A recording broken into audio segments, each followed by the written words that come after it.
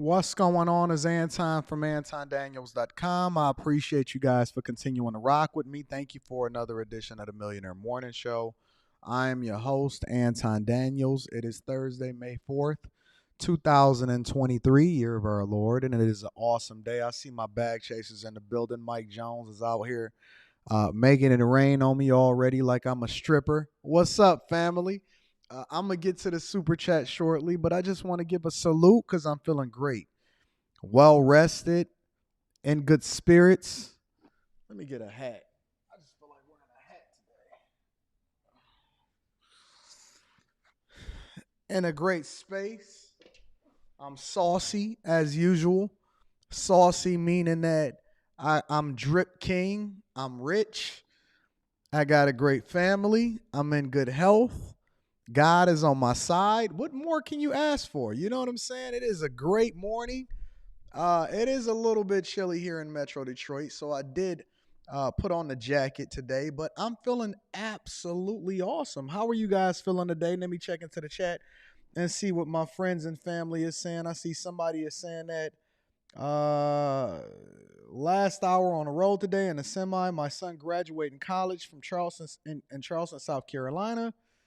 Shout out to A-Rock. Shout out to all of the bag chasers. Caught a live on Anthony Brian Logan yesterday. If y'all not familiar, he is a conservative black man that has a platform that is eclipsing, if not already, certainly eclipsing over 1 million subscribers. And Anthony Brian Logan is also a bag chaser. He is in a Patreon. So shout out to Anthony Brian Logan.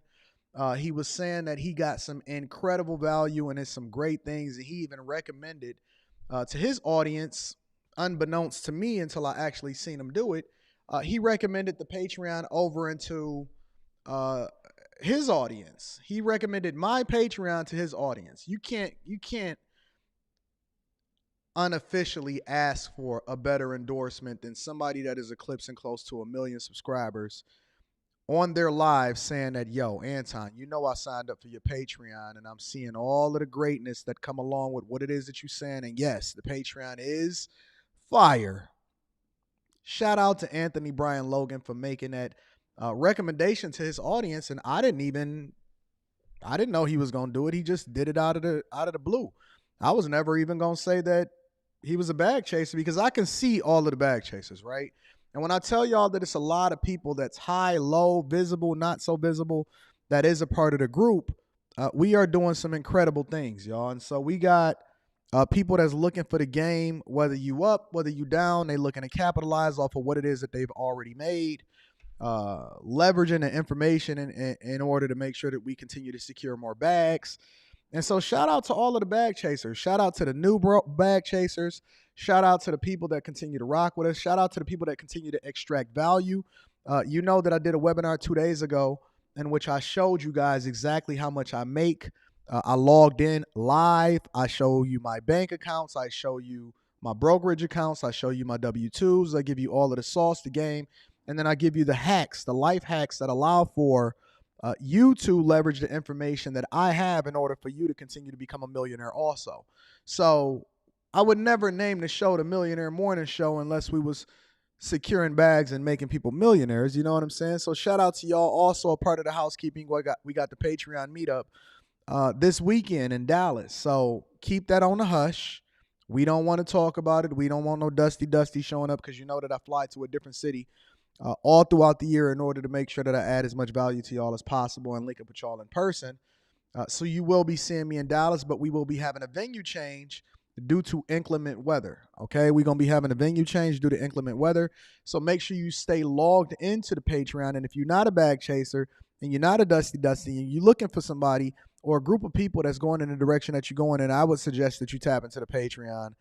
That link is in the description as well as pinned to the top of the chat. But we have a full show as we do every single weekday morning, Monday through Friday between 10:15 and 10:30 a.m. Eastern. All right. So let me read a couple of the early super chats because you know I don't ask for it, but I absolutely appreciate you guys blessing me with super chats, cash apps, and a whole 9 yards.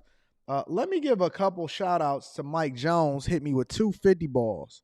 He said, as a bus operator with a CDL, Bus drivers make close to $40 an hour plus overtime.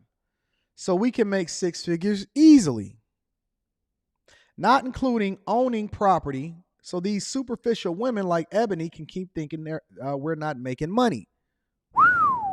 Y'all know I got a new whistle, right? I got a new whistle. Some of y'all love it. Some of y'all are still getting used to it, but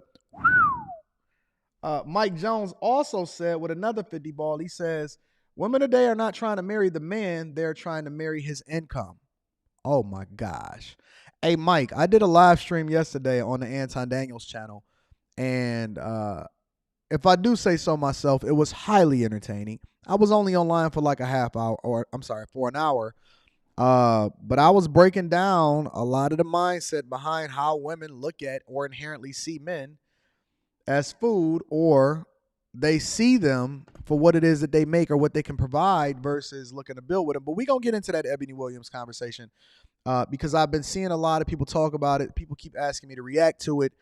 And then more importantly, and shout out to you, Mike Jones, and everybody that continues to support the platform. I acknowledge all super chats. You know what's so funny? I was listening to people, and let me read this other super chat before we continue. Thank you to Mike Jones, and I appreciate you for always rocking with me and supporting the platform. Rafael Alba says, finally made it to a live and on the Patreon. Shout out to all of my new bag chasers. I appreciate you for the 2-ball.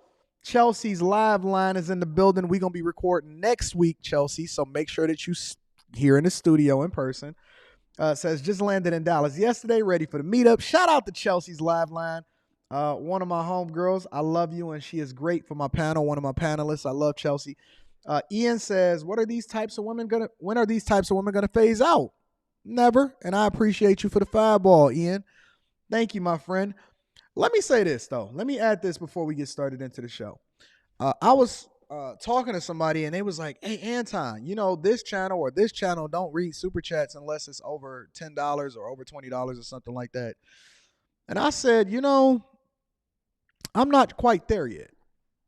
And they said, what you mean? You better. You make more money and all of this other type of stuff. I said, I'm not quite there yet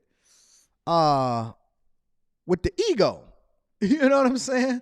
Because I don't ask for anything. I earn whatever it is that I make, and then people rock with me, or they subscribe to my Patreon, or they come to meet me in person, or they rock with my live streams because of the value that I pour into you first. I try to love on you first, and then people just naturally rock out with me and they support the platform however they feel like supporting the platform. So if you hit a like for the YouTube algorithm or a dislike, I appreciate you. If you send $1, I appreciate you. If you send 500, I appreciate you, because no matter where I am in life, you don't have to do it.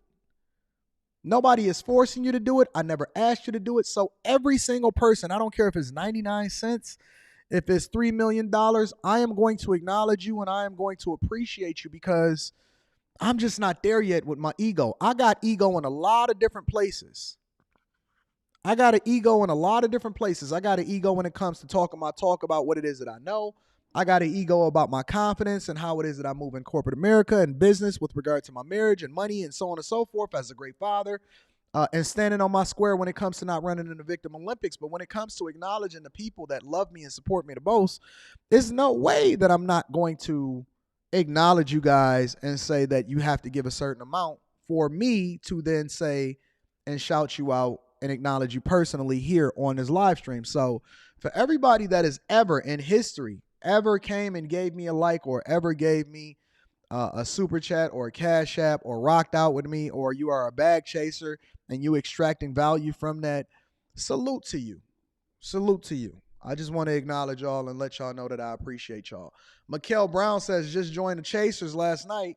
Shout out to the new Chasers and the new Patreon members. If you have not already, make sure that you look at the most recent webinar and then work your way down, because it's so much game and information. And share it with your wife.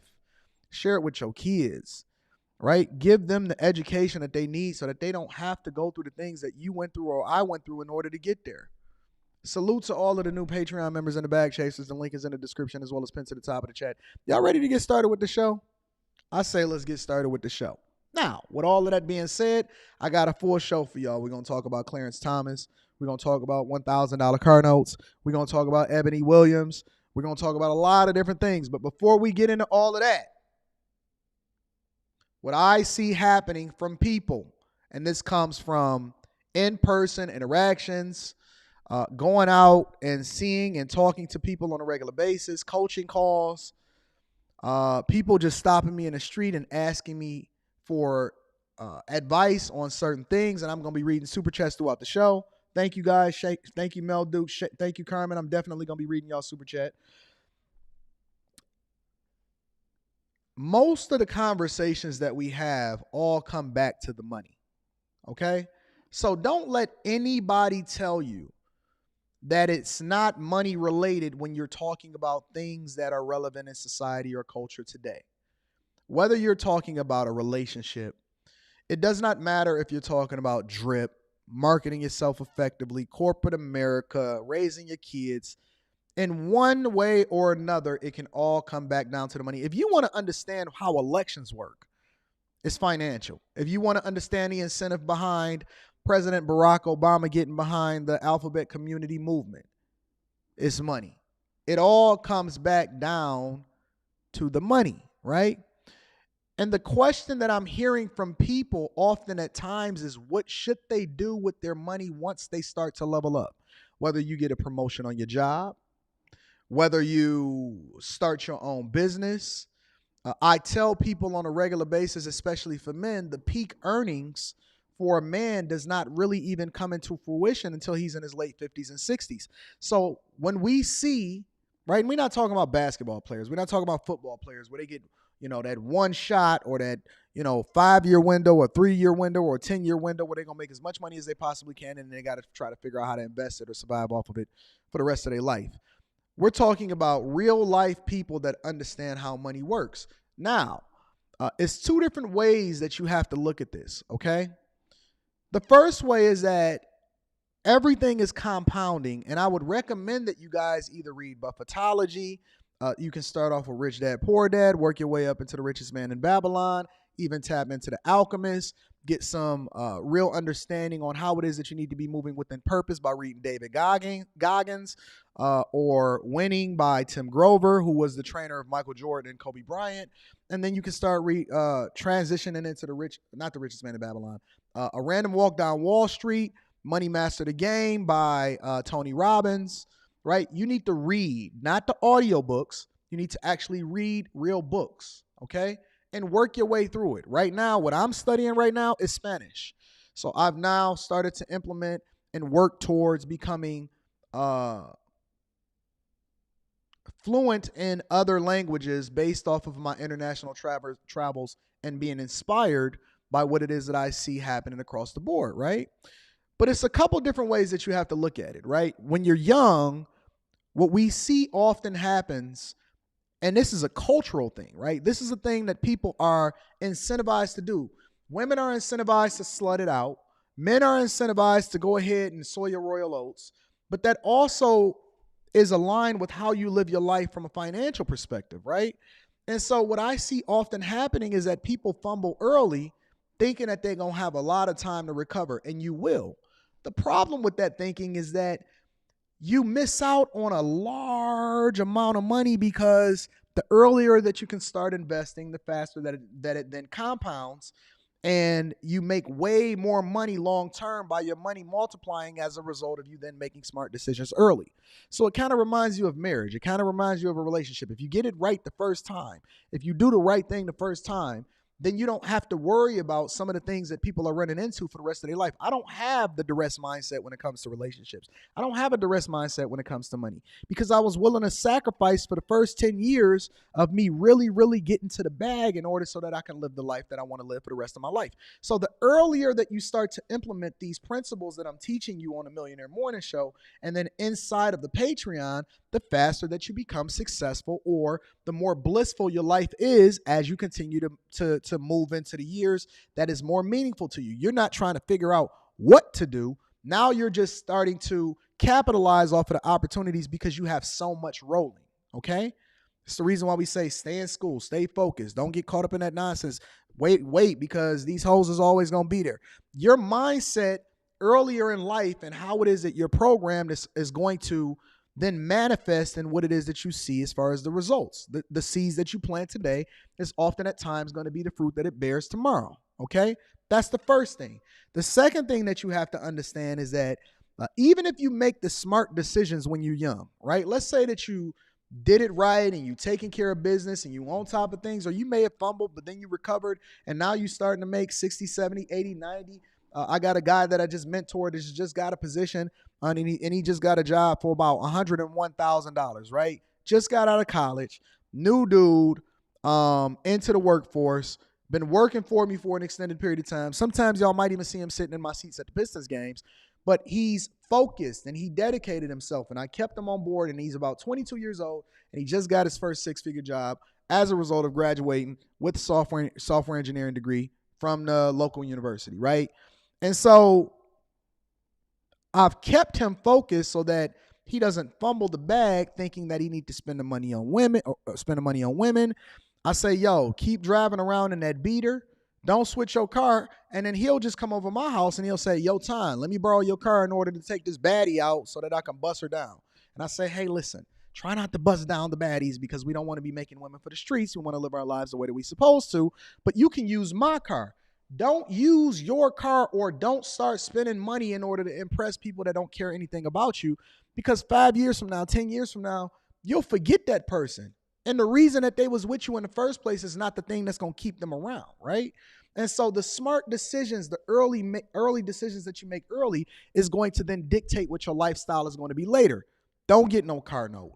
Don't move out of your parents' house. Stay down. I don't care if you're making six figures. I don't care if the women that you talk to is looking for guys that didn't make a lot of money. Forget them. They not for you. That's not what it is that you're trying to do. Stay focused. Stack your money. Invest like this. Jump into this real estate deal with me. These are the things that I'm teaching my young guys. Never get caught up in anything that somebody is trying to convince you to do that is not going to be good for your future. Now, he's making $100 and something thousand coming out of college, right? Beautiful, awesome. But you also got to understand that, again, your peak earnings is not going to come as a man until much later in life. So here's the finesse. Here's the game. All right, you ready? The goal is to get rid of the money. The goal, shout out to Cliff Williams, be reading Super Chat shortly. The goal is to get rid of the money. Now, you may see me take a picture like this in order to then stun or something like that because, I got to upset people on Instagram. I got to use this as a marketing tool in order to, make people riled up, because all visibility can be good visibility if you utilize it the right way. But the goal is to get rid of the money. And it's not getting rid of the money when it comes to spending it on these hoes or living a lifestyle or getting caught up in this Instagram picture and photos and videos and short TikToks in which people are showing you pictures of Cabo and all of this other type of stuff. That's all bullshit. It's all bullshit.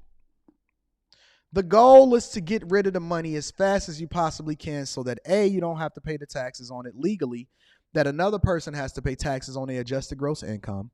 And then B, you want to acquire as many assets as possible that A, beat the rate of inflation, and then B, continues to compound over time, that then pays for what your lifestyle is going to be later. For every $100,000, every 100 bands that I buzz down, and the people in the Patreon know that the 100 bands come frequently. It comes frequently. For every 100 bands that I buzz down, I will tell you that 95 to 98% of every 100,000 that I buzz down is allocated towards buying more assets or reinvesting into the business or reinvesting into what it is that we're doing over here. For every 100,000 that we bust down, 95 to 98% of it, $95,000 and $98,000 of that money is all allocated to. Listen, this t-shirt right here is a $6 t-shirt.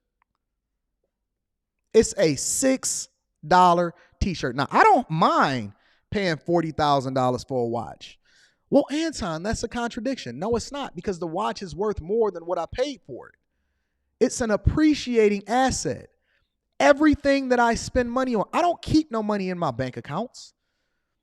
I don't spend money on things that's not going to make me more money or that I then can't use as a marketing tool in order to create more business. If it's not making me more money, and this goes for the people that you surround yourself with. You don't want to hear that part. If it's not making me more money, including the people that you listen, if these people that you surround yourself with can't figure out how to use you as an asset, and then you vice versa, then y'all doing each other a disservice. You ain't got enough time to be sitting here having conversations with people just on some general stuff. You don't have enough time to be sitting here having conversations with people just off a general principle. If I see you in the street and I'm vlogging and I'm having a good time and we just so happen to kick it and you say you appreciate the content, great. But very few people can call my phone and just be shooting the shit talking about what up though. We ain't got no deal on the table? That ain't nothing that we taking care of? We're not taking the wives out to go and discuss business? All right, listen. I'm going to hit you back because I got to make this phone call. I will get dude off the phone in a minute. I will get a person off the phone in a minute. If you not calling me, oh no, hey, we about to record together. Hey, we about to go take care of some business. I don't have no friends that don't add no value into my life and then vice versa. We use each other. Our friends use each other. We use each other. We don't misuse each other. We use each other. Friends help friends get to the bag, or otherwise they not really your friend. Friends help friends not fumble the bag, or otherwise they not your friend. They say, Anton, you always talking about money. Everything comes back to the money. You only thing you care about is money. You goddamn right. Abso-fucking-lutely. What you think? We just out here just shooting the breeze and just cutting the rug for no reason? Is it adding value into our life? Is it adding days to our life? Is it adding money into our pocket? Otherwise, I would rather be spending time with my daughter than just randomly talking to random people that don't have anything to do with my success. If it ain't about a bag, I don't want to talk about it.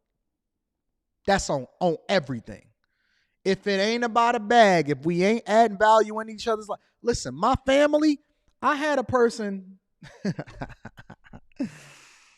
Oh, y'all don't get it. Y'all not hearing me. Y'all not hearing me.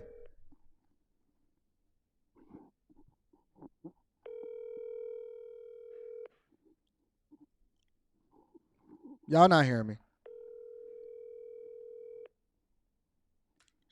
Might be. What's up? You working? Yes, sir. I'm on a live stream, so don't say nothing crazy. Okay. Hey. Yes. When you tried to call me a month ago, what happened? I didn't get a response. And then I called you back just the other day, right? Yes. Is the majority for everybody in my family? How many family members would you say I got? Ooh, at least 60 or more. 60 family members that I'm close to, right? Yeah. How many you think got my phone number, if you had to guess? If I had to guess, probably just your brothers and sisters. They can't even call my phone. Right. I said, yeah, I would say out of 60 people, maybe a good 10 to 15. Can't even call my phone. No, I mean, 10 to 15 they probably could call. No, I'm saying the rest of them can't even call my phone. Exactly. Of all the things, but you've known me since how old was I when you first met me? 14. You met me at 14 years old. Of all the things that I've been focused on my entire life, if you had to guess maybe one or two things that I've always been focused on, if you had to guess, what is it? I know I'm putting you on the spot, but you could just be real. For one, you've been about your business, making money. Since I was 14 years old.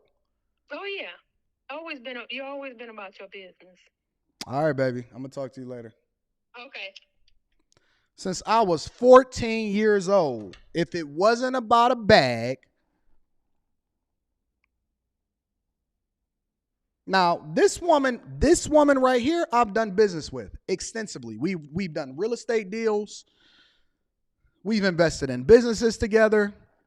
One of the closest people to me, she called me a month ago, was like, hey, she had to call Rita. She said, hey, where's Anton at? Where's Anton at? Rita was like, oh, Anton don't give his number out to everybody, but he told me I can give it out to you. I don't sit here and fuck around. My family can't call my phone, just easily get in touch with me. It's about a good 10 to 15 people that can even get in touch with me. And that's including my wife, my daughter, my mother. I'm not sitting here, man, when I was in high school, I was about a bag. They was like, hey, man, we about to go and bust down this chick. I said, yo, bro, they was like, Anton, why you looking confused? I was like, where's the money in that? Is it any money? On everything. On my father's grave. I said, yo, where's the money in that? So y'all just about to take turns having sex with a chick? Is that fun to y'all? How do y'all just sit around and just play video games and y'all not making no money from it? How do y'all just be sitting around chilling and you not actually networking with people and then building relationships as a result of it? How do y'all be traveling to places and not having it as a write-off because it's closely tied to your business and you're not taking care of business in the place that you travel to? How are you not having bookkeeping services to where you can then document and look at exactly where your money is going on a regular basis? Yo, I'm cool with going broke. If you going broke, cool. But tell me you going broke because you actually trying to do something productive. Tell me you going broke because you reinvesting in your money. Tell me you ain't got no money in your bank account, not because you was out here tricking and spending it on the hoes, but because you was reinvesting and trying to build something and trying to reinvest in something that's going to manifest more money and more fruit and more opportunity for other people. Tell me how you giving somebody a job. Tell me how you giving somebody an opportunity. Show me, because every person that see me in the street, whether I'm walking down and I'm tipping the waiter or the person that opened the door, at least every single bill that I get, every restaurant bill, I tip 100% of whatever the bill is. You just got time to be chilling? So you just talking on the phone. You think me and Rita just be talking on the phone? I'd be like, it bothers me. It bothers me. It very much bothers me to talk on the phone and I can't see the value that's being added into that conversation. I'll see you when I get home. I see you when I get home. Whatever it is that we need to talk about, hold on one second. I got a meeting that I got to get into. I get every single bag. Anton, why you ain't quitting corporate America yet, even though you showing us the type of bags that you busted down every single month inside of the Patreon? Is it a shortage? Can we not get that bag and this bag? I got 7 streams of income. I want 10. Is it a 10th stream of income that we can tap into that's not going to affect what it is that we got going on? If you don't have a business mindset, if the people that's around you don't have this business mindset, it's not that they bad people. It's just that you're going in a different direction. Whoever is listening to this right now, this message ain't for everybody. It's not for the world. It's not for the 9 billion people. It's not for all of the people that's looking at stuff on YouTube. This message is for you. God sent this message specifically for you. If you are listening to this message right now, this is for you. Stop spending time around people or doing things that is not adding value into your life. I taught myself Mandarin Chinese. Because instead of listening to music in the car, I was like, you know what? I can be extracting some value because I very much expect to go over to China and negotiate with suppliers in order to get these products so that I can move them over here in the United States of America. This was way back when I was 20-something years old. Man, I don't just sit around and fuck around. If it ain't about that bag, I don't care what you're talking about. I don't care what you talking about. Q, no, she in here. She says good morning right now. Q's biggest problem with me is that she can't get me to stop. I was in the Dominican Republic and I was talking to Q on the phone. And Q was like, I hope you relax. And I said, hey, Q. I said, you know, I just divested myself from the Lapeef Let's Talk show, right? She's like, ooh. She's like, so what you gonna do? I said, it's time for us to turn up. It's an opportunity. It's time to work. We got market share to acquire. We got things that we got to take care of. What you doing for your next show? How we gonna take care of this? Do we got everything situated over there in Dallas? Is everything? Do you need anything from me? What's the budget on top of this? She'd be like, Rita, have Anton calm down. I was like, Q, it's not time to slow down. It's time to hit the gas. It's time to go. It's time to go. It's time to get it. Her and Rita be out shopping together in Miami and all of that, and I'll be back at the crib getting it, trying to figure out how I can lower the budget, increase the profits, and continuing to get this bag. I'm different. We all different. We all got our vices. Mine is that I like to secure the bag. I like nice things, nice cars, nice watches, nice women around me. I like nice weather. I like first class flights. I'm different. I'm a whole nother animal. So salute to the chasers and all of the new bag chasers. Link is in the description as well as pinned to the top of the chat. Mel Duke says, I appreciate your coaching call yesterday. We working. We're not sitting here. What you think that I was just on the panel on Lapeef Let's Talk on a regular basis because everybody was my friend? We was working. You know what I'm saying? Carmen says, hello, Mr. Daniels. As a 27-year-old woman, is it a red flag if I am more of a bag chaser than the man I would potentially marry? It's not. The only red flag that comes from that is if you're using that in order to emasculate them. There ain't nothing wrong with a woman securing a bag. The problem is that women then step outside of their femininity in order to justify how it is that they operate in their relationships. If you making more than your man, there ain't nothing wrong with that. But don't use that against him in order to try to justify how you acting within a relationship. Lean into your femininity and still do the thing that's best for you. I love that. I love that question, though, Carmen. Shout out to you. Cliff says, Buenos dias, Senor Daniels. How consider Anton? What's going on, Mr. Daniels? Have you considered his question that he asked me with regard to construction? I have considered. Now, I'm figuring it out. I'm going to figure it out. I know that Spanish is very similar to English, and I just started. But I did get your text message, and I am familiar with what it is that you're talking about with regard to the metal studs versus the wood and the cost difference. Thank you, Cliff, and I appreciate you for the 550 with the Canada ball. I'm figuring it out. I'm going to figure it out. I'm using my context clues, and I'm learning as I go, ladies and gentlemen. Q says, I told Rita to have your computer course so you don't work. Rita, no. Me and Rita will be. It's very few things that I could think about putting my hands on somebody for. And one of them is preventing me from getting my... Listen. I'm going to be absolutely honest with y'all. It's very few things that I can think about that I can justify putting my hands on a woman for. And preventing me from doing the thing that I need to do in order to secure my bags is one of them. I can't think of a second one, but definitely one of them. Look, I believe in fighting women. I know that, this is going off the rails, but let me just say this. I believe in fighting women. And you know why? Because men are able to participate in women's sports based off of how they feel anyway, right?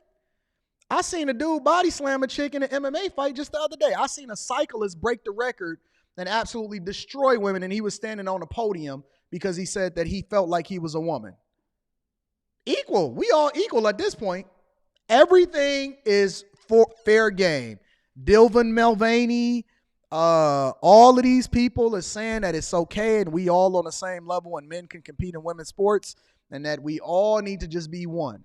So if that be the case, and if I can put you in a headlock inside of the MMA cage, then I certainly can fight you for hiding my bags. From hiding from me, my ability to be able to get to the bag. So shout out to Island Girl Q. Q gonna be at the meetup, y'all.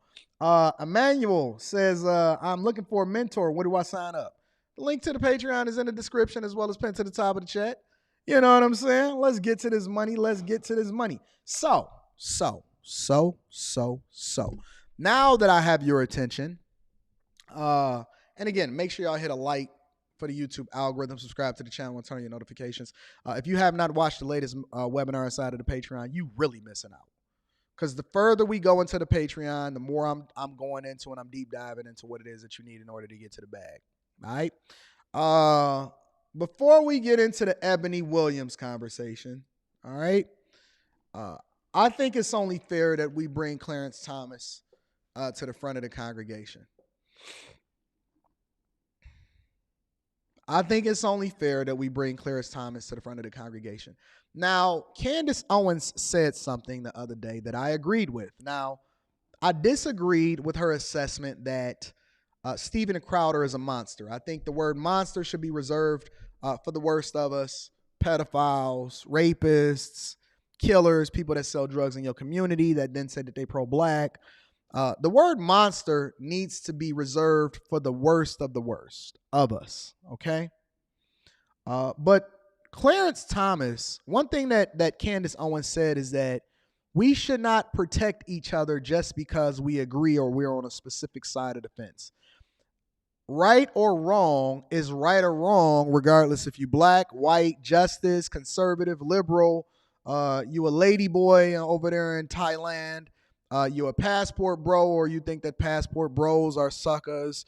If you black, you a woman, you a man, whatever it is, we rock with people based off of the content of their character and not necessarily just because of the color of their skin or their political affiliations. Previously,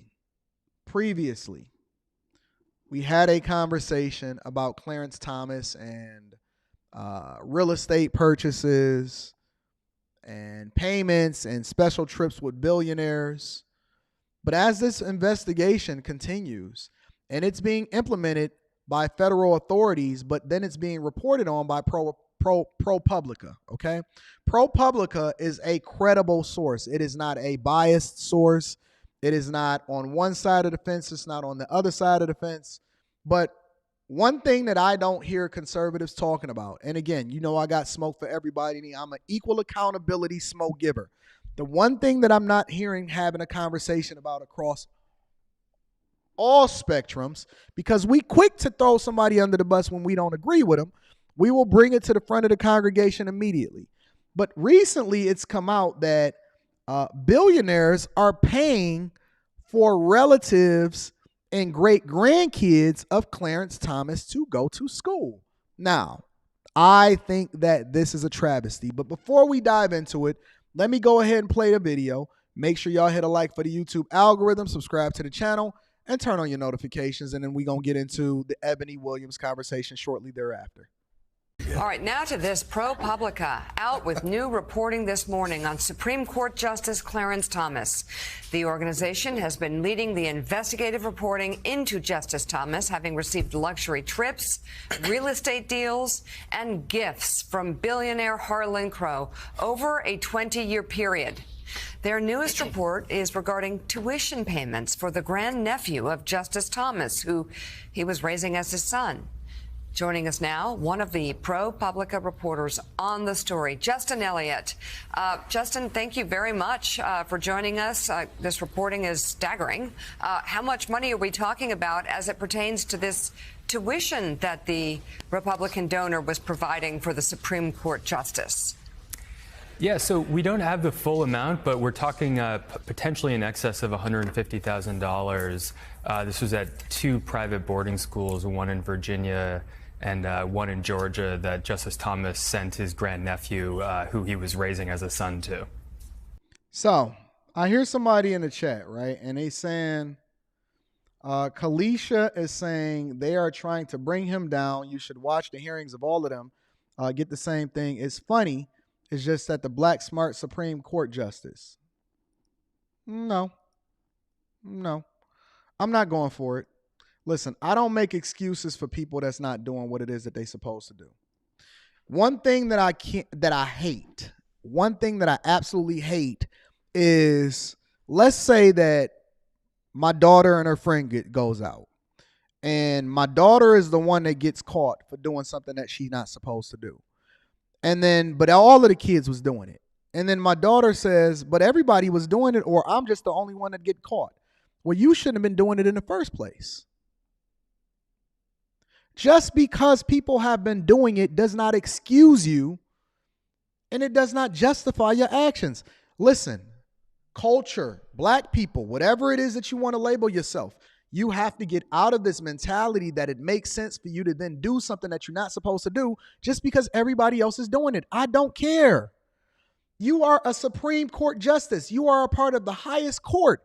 You have to be without spot, wrinkle, or blemish. And just because you leaning on this particular side of the aisle, because let me be honest with y'all, if he was on the other side of the aisle or he had more liberal views, you would have no problem with them exposing him. You would have no problem with them bringing this to the front of the congregation. I'm not just going to overlook it because I think that they're trying to bring him down. Absolutely, they are trying to bring him down. And then people on the liberal side is trying to bring down conservatives, and conservatives are trying to bring down liberals. There's people on YouTube right now that's trying to bring me down. Fuck them. I don't care. That's why I don't put myself in a position to mess with chicks that I ain't supposed to be messing with, so they ain't got them chicken. Well, everybody cheat. Not me. I don't give a fuck about what everybody else is doing. I'm focused on what I'm trying to do. I know that if I have to meet a certain expectation, or if I'm trying to get to certain levels, that I have to be above what average people do. I can't just do stuff and start taking $100,000 plus payments for my person that I was raising as my son, for my grandkid, from billionaire donors when I know better. If you're the Supreme Court justice, the highest court in the land, it's no reason why you should be taking payments and having a billionaire paying for your child to go to private school or boarding school or whatever. What are y'all talking about? You're not going to sit here and try to finesse me. You're not going to sit here and try to tell me that that's logical, that this is ethical, that this makes sense, that there's not an interest that's associated or attached to it. Why? Because he a black man, I'm supposed to feel a certain type of way about it? You know I don't give a fuck about that. If he was a white man, I'd have the same smoke. I'd have the same smoke. Phil, you out of your mind. You smoking crack. Ain't nothing about that true. And if you was a bag chaser, then you would know that that ain't real. So we going to go ahead and get the dusty zussies out of here, and we going to go ahead and continue to give you this smoke. I don't care who you are. I don't care who you are. Broke, rich, black, white, woman, man, whatever. It is what it is. And if you are of the highest court of the land, it's the same thing that y'all tried to hold Kwame Kilpatrick accountable for. You held Kwame Kilpatrick, the former mayor of Detroit, accountable for it, right? You held him accountable for it. It's people coming after people on both sides because both have an interest in seeing you go down. Now, the question that we have to ask ourselves is, are we giving people the ammunition to be able to shoot us? Are you giving them the gun and saying, okay, I am taking over $100,000 in payments from billionaires from over 20-year periods? Stop it. And we're going to sit here and act like this is ethical? I don't care if they're trying to take you down or not. Is it true? Is it true?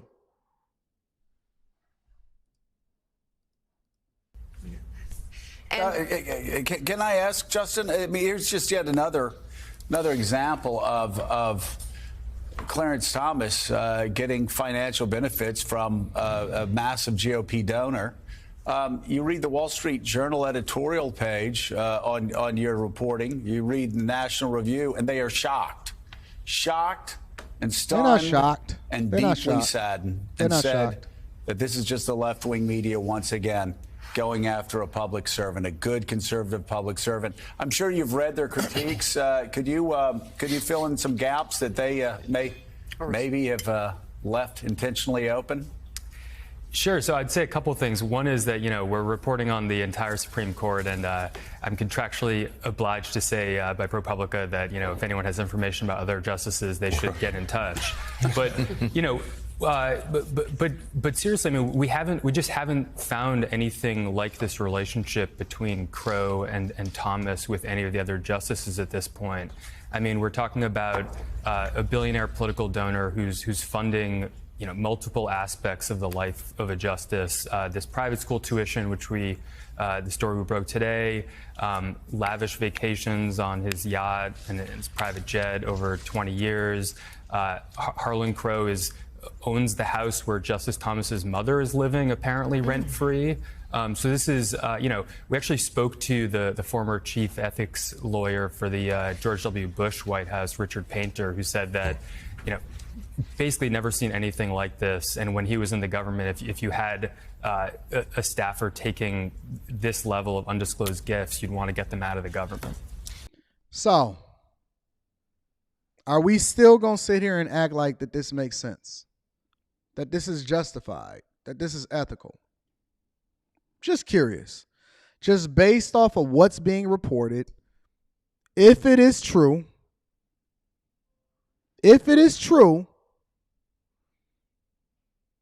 are we still going to sit here and say that this is ethical? That a man that is on the Supreme Court justice for decades is literally befriended by a billionaire that is helping to fund several different initiatives, including your vacations, letting your parents stay in a house that you, education, boarding school, private school, 6 figures. Now, remember this, y'all, because, and let me tell you why the appearance of evil is something that even the Bible preaches against, is because this is what we know, or this is what's being reported on. This is what is being discovered. What don't we know? What don't we know? That's the question that people start to ask themselves. Okay, well, and if this is what people found out, what's really happening behind the scenes? What's really happening behind the scenes? If this is what we know, then what else is happening?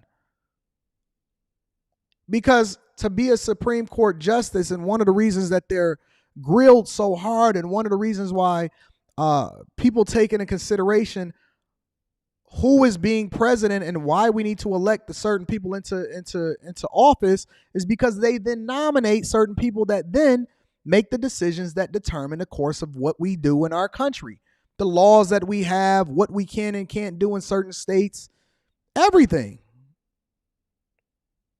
And so even the very appearance of evil is eroding the trust of the American people. Every single Supreme Court justice in there could be crooked for all we know. And we can't act on that until we start to discover what we know and what we don't know. Now, when we discover it, are we supposed to just ignore it and then think that it's all a political heist that they're trying to get this person? Or do you then have to act on it and say, listen, I don't care what side of the political aisle that you're on. Is it ethical or is it unethical? And should this person then be determined in the course of what happens, considering that the person that got his direct phone number is funding his grandson's private school?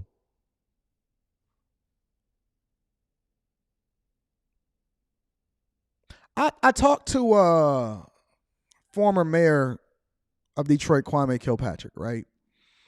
And I asked him, I said, would you ever recommend a person like me to ever run for office, right? Because I have things that I think that the laws need to be changed for and all of this other type of stuff. And he said, absolutely not. He said, Anton, you can be more impactful by influencing who gets in office, and then how things go by, X, A, B, C, and D. And I'm not going to, say other parts of the conversation. He said, but if you're looking to make an impact by getting in office, that is absolutely the worst thing that you can do. He said, because the first thing that you then do is that you limit your ability to be able to earn outside of office by not having the influence or being able to be tied to certain people that are movers and shakers as far as that's, financially savvy and all of that. Because it's a higher ethical standard that they're requiring you to have as a result of holding a public position. So you know what you're getting into before you get into it. You know that you then become a public servant. I know that as a result of me being on this platform or having a YouTube channel or being a content creator or influencer, as they like to say, I know that there's certain level of scrutiny that comes with me being visible, and I'm willing to take that because the benefits outweigh whatever the cons are. The pros outweigh the cons for me personally. Everybody not built for social media. Everybody not built for visibility. Everybody not built to be on a content creator. Everybody not built for everybody to comb through your life and try to figure out every single thing that goes on with you. I'm cool with it because I know what comes with it. But if we sitting here and acting like we can't hold this man accountable as a result of being a public figure and a public servant just because he has more conservative views, that's wild to me. So, Justin, obviously, Justice Thomas has not reported these tuition payments or anything else in his annual disclosure forms. You just mentioned the Bush White House lawyers, which seemingly rebuts some of the claims this is just a partisan effort here. So has Justice Thomas offered any explanation at all as to why he thought this was proper behavior? He better not. So Better be quiet. Justice Thomas did not respond to our questions for this latest story. He has released one statement in response to our first story about the travel that Harlan Crow has been providing him with, in which he said, you know, look, I'm close friends with Harlan Crow, and I was advised by my colleagues that I didn't have to disclose this. They have not said, you know, who gave him that advice or exactly what that advice was. And, you know, anybody mentions the name of my wife, time them out. Don't block them, just time them out. Anybody that mentions my wife, time them out. all of the ethics lawyers we talked to say this disclosure law is quite clear that you just have to disclose gifts like this. So, ProPublica reporter Justin Elliott, thank you very much for your reporting, and thank you for coming on this morning. And Joe, once again, it's really hard not to see how this Supreme Court justice was not exposed to being to having his objectivity impacted. Let's just say it kindly, by all the gifts over the course of decades by a Republican donor. And then you add the fact, and again, we try and be objective ourselves, but it's hard not to notice his wife texting Mark Meadows, and completely involved in certain things that seem to be part of the big lie. Well, and then you wonder what is going on. Regardless of those who reflexively defend him, this has been a horrible 2.5 years for Justice Thomas's legacy. And for Republicans who are trying to dismiss this, I can't even begin to imagine what would happen if it were Justice Sotomayor, if it was Justice Kagan. Please. This is again, let's be really clear about this. Everybody at this table would be shocked and outraged and be critical if this were. Check this out. Somebody posed a really good question inside of the Patreon. I mean, not inside of the Patreon, inside of the chat, right? And they said, the real question is, shout out to Mimi. Mimi says, the real question is, what is he doing for them as to the reason why they are giving him so much money? That's the $1 million question. That is the $1 million question. How many times have somebody given you a gift? And shout out to the super chats. I'm going to read them shortly. How many times have somebody given you a gift and you were not intimately connected with them? You didn't have some interest in their life. You have not added no value in their life, or they were not expecting something in return. How many times has somebody given you something or a gift, a major? How many times have somebody paid for your kid to go to college just out of the goodness of their heart? That's the real question that listen. We already know whether it's ethical or not. That's not even a question. The question that we have to ask ourselves is, what is this man getting in return? That we will never know. We will never truly find out what happened as a result. Man, do you know what life would be like to have a Supreme Court justice in your pocket? If he got a Supreme Court justice in his pocket, a gift. Yeah, okay. Let me read some of these super chats and then we're going to continue with the show because I want to get into this whole bus driver conversation. Drew says, Buddy drove a bus, CDL, and got his master's in cybersecurity. Shout out to Drew. I appreciate you for the 2-ball.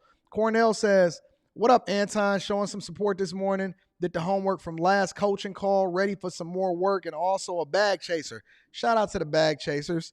Shout out to my people that's doing the work. Shout out to all of my people that's getting coaching calls. We gonna do the work. All right, let's continue. Jeremy A says with the 10 ball, hi, Anton. What's the difference between what Clarence Thomas is doing and what Congress is doing? They're both being bought by billionaires, George Soros, etc. Everyone's being bought. And none of it fucking is right. None of it is right. Listen, one wrong don't justify the other wrong. If you find out that somebody is doing something that is unethical or unethical, you have to call it out the same way that we call out Joe Biden, the same way that we call out Trump, the same way that we call out Nancy Pelosi and her husband, the same way that we call out every last one of these people. Listen, just because this person is doing it does not mean that it justifies that you can get away with it.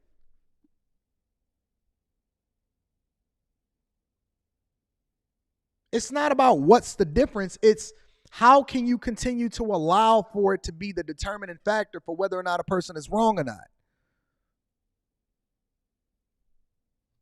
It is what it is. It is what it is. And so I have to be objective all the way across the board.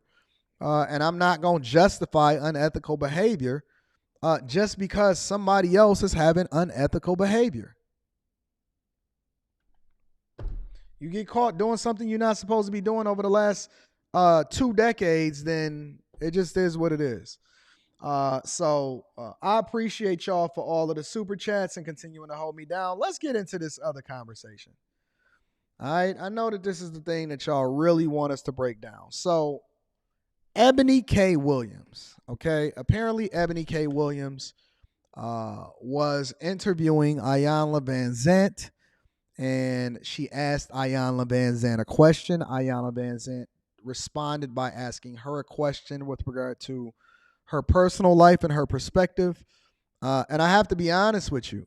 I'm very, very, I almost didn't even want to break this down. I almost didn't even want to have this conversation. But one thing that we don't do is we don't shy away from the difficult conversations. And we're going to be honest, and I'm going to be real exactly what it is that I think. But one thing that I have the liberty of doing is reviewing a video that she's recently dropped that she added additional context based off of her thoughts for.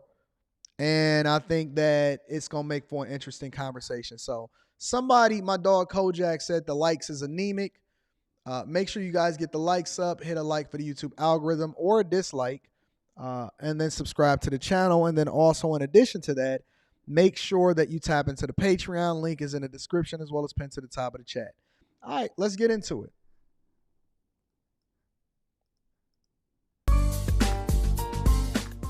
Today's sidebar starts with a note of gratitude. I want to thank the culture for making my interview with Dr. Ayanna Van Zant one of the most popular and actively engaged content offerings the Griot has produced. So before I tell you my thoughts, let's replay the clip that had some of y'all deep into your feelings. I do want. All right, so first and foremost, let me ask y'all a question. Do y'all know who Eboni Williams is? I like to better understand exactly who these people are before we start getting into it. So let me see if I can find something out real quick. Because I didn't know about this woman prior to, I guess, her going viral on the internet as a result of this.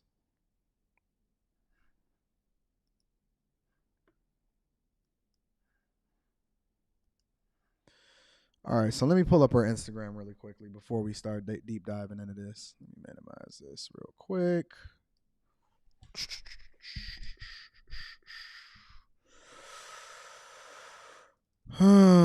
Uh-oh. I already see some red flags, some personal red flags. Let me not say too much here. Red flag number 1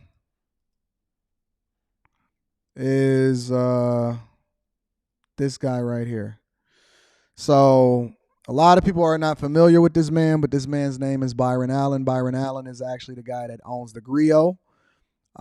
He is also owner of the Weather Channel, and in my opinion, has questionable business practices in that he tries to sue every entity that chooses not to do business with him.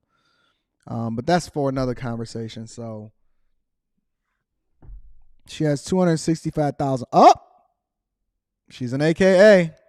She's an AKA. So it looks like she's a older woman, probably in the same vein as, I would say she's probably in her late 30s to early 40s at least. Pretty normal.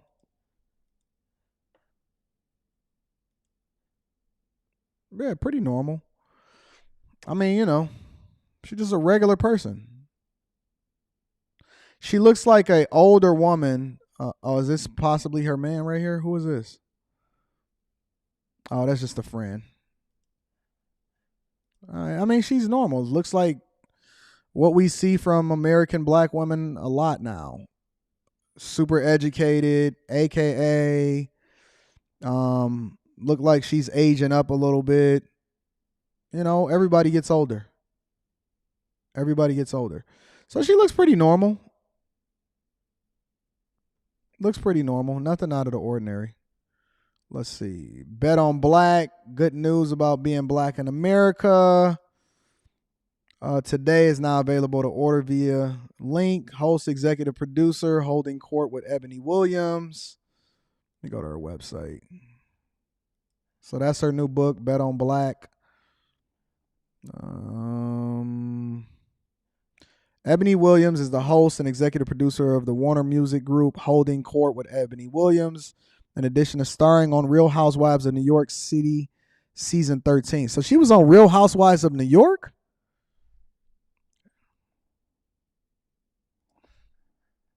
Hold on. So, before, you know, I just like to know more about who it is that's having this conversation before we deep dive into it. Let's go to Wikipedia. Eboni Williams. She's a lawyer. Okay, so she's a lawyer, television host, AKA host of late night talk show State of the Culture on Revolt TV. Host of the talk show on radio, Fox News specialist in 2017, October 22. Cast of the Real Housewives of New York City for its 13th season. She was raised by a single mother. Received a bachelor's in communications and African studies. I don't even know how she's been able to get as far as she has with that basket weaving degree, but that's a whole nother conversation. Chapel Hill, University of North Carolina at Chapel Hill. Law student, clerk for Louisiana Secretary of the State, Louisiana Attorney General's Office. 2008, provided legal counsel. Well, how old is she first? So she was born in 1983, so she's 40. She'll be 40 this year. She's 39 years old, and she'll be 40 this year. All right. So she was born in 1983. She'll be 40 this year. CBS News correspondent, Fox News, appearances on Hannity, The O'Reilly Factor. So I would imagine that she's pretty conservative since all of her ties is basically to Bill O'Reilly, the Fox News channel, all of this other type of stuff, right? Let's see what else we got here. Describe her time as Fox as challenging, but I knew that, and I didn't want to go there to be comfortable. Let me be clear. I did not walk into Fox News to be comfortable. I walked in there to disrupt. This is what she said.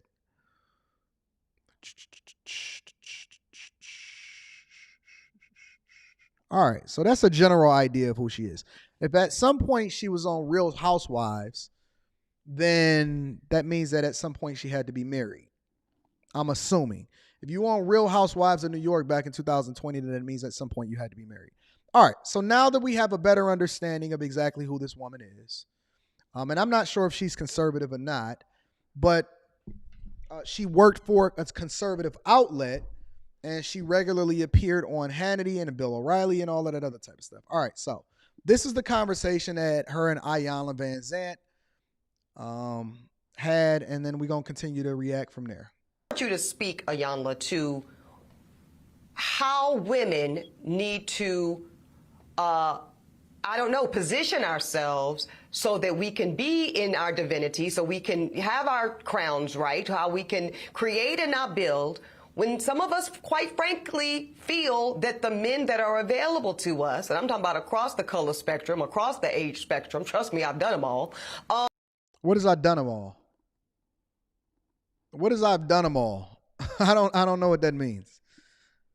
Trust me, maybe she just had a gaffe in her language or her verbiage, but I'm not really sure what I've done them all is. Every type of man across the spectrum. Now remember, this woman is 39 years old, about to be 40, and she said that I've done them all. I've done them all. Different ages, different colors across the spectrum. I've done them all. This is what she said. Yeah, this is about to be funny. Reading super chat shortly. Shout out to Hard Lessons. I appreciate you. They are not positioned to protect nor provide because of some of the statistics we just talked about. They're not earning the incomes. They're not having the resources, and some of them are not even showing up in the leadership. Would you date a bus driver? Would you date if he owns the bus? Well, okay, so this is telling, right? And I often say, and this is the first time that I actually watched the clip in its entirety, okay? The thing that it's telling for or telling about is her reaction. It wasn't necessarily about what she said. It was how she reacted to her asking that question. And then she was like her pause and her silence spoke more than how it is that she reacted or what her answer was to Ayanla Van Zandt, right? Because she paused like, I don't even know who you talking to. I don't even know who you talking to. That's basically the demeanor that I'm reading, because I think that body language also it tells more. And you can look at her disposition right now. You can look at her facial expression. Based off of what I see immediately. And listen. It does not matter what you look like. It does not matter. And honestly, it just shows that she really probably just really doesn't even understand men. Because it's a way that you can say anything to anybody if you say it the right way. And I've always said that women that live in their femininity, or women that truly embrace their femininity, they get way more out of life and way more out of men. Shout out to Young Caps. I'm reading that shortly. They get way more out of life and way more out of men than women that operate like men. Your superpower is that you're a woman. It's not that you're aggressive or you're a disruptor or everything like that. Your superpower is that you are a woman, okay? But her disposition and her demeanor and how she looks right now, to me, shows that she's combative. It shows that this is the type of woman in general. Now, I'm going to dive into what her answer is and what her response is in a second, but it's no way that I'm ever sitting in a room with this type of woman. I can spot them a mile away. It's a ton of them inside of corporate America. It's a ton of them inside of corporate America. They got that resting bee face. I'm not saying that she's a bee. I'm saying the demeanor, the disposition is that resting bee face. Like, I wish you would. I'm a strong black woman. All of this other type of stuff. And this is just the thing that guys generally avoid, and they don't want to be bothered with, because ain't nobody trying to date a man. You know what I'm saying? So let me just rewind it to show y'all really quickly, and then we're going to get back into it. Look at her. You see her blinker? You see her blinker eyes? Think about it. We just talked about. They're not. She was looking like, I don't know who that question is. I don't know who that question comes from. Earning the incomes. They're not having the resources, and some of them are not even showing up in the leadership. Would you date a bus driver? Look at her. Would you date a bus? The smacking of the lips, the long pauses with the eyelashes that ain't even yours, the disposition, the twisted up face, the way you even asked the question in the first place, it's telling. It's telling. It's all over you. How you see things. You know how you can see somebody and they walking in with a bad attitude, and before they ever open their mouth, you're like, oh, it's going to be a long night tonight. That's what the disposition is before she ever answers the question. Now, imagine a guy having a conversation with her and she's trying to tell you what her accomplishments is. And I went here and I went there. Never mind the fact that she's probably more educated than me. Well, she is more educated than me because she's a lawyer. She's rubbed shoulders with the who's who. She's taking pictures with Byron Allen and all of that. But at the end of the day, the reality is I'd be willing to bet 100 times out of 100 that if we looked at our assets and we looked at our bank accounts, that I'm up here and you down here. I'm up here and you down here. So your education, your political affiliations, who you've worked with, and I guess this is going to feed back into the whole conversation about the bus driver thing, right? Who you rub shoulders with, who you worked for, all this other type of stuff, your degrees and how much debt you probably accumulated as a result of going into these things. Does that actually make you on my level? Because if we then look at the entirety of the total, I'm a community college student. But if you looked at my net worth and you looked at your net worth, are we on the same level? Does your education, does your disposition, does your degree, does it whatever it is that you stand for, does that then make you better than me? Or does that even make you on the same level? If you can communicate more effectively than me, but I got more money than you,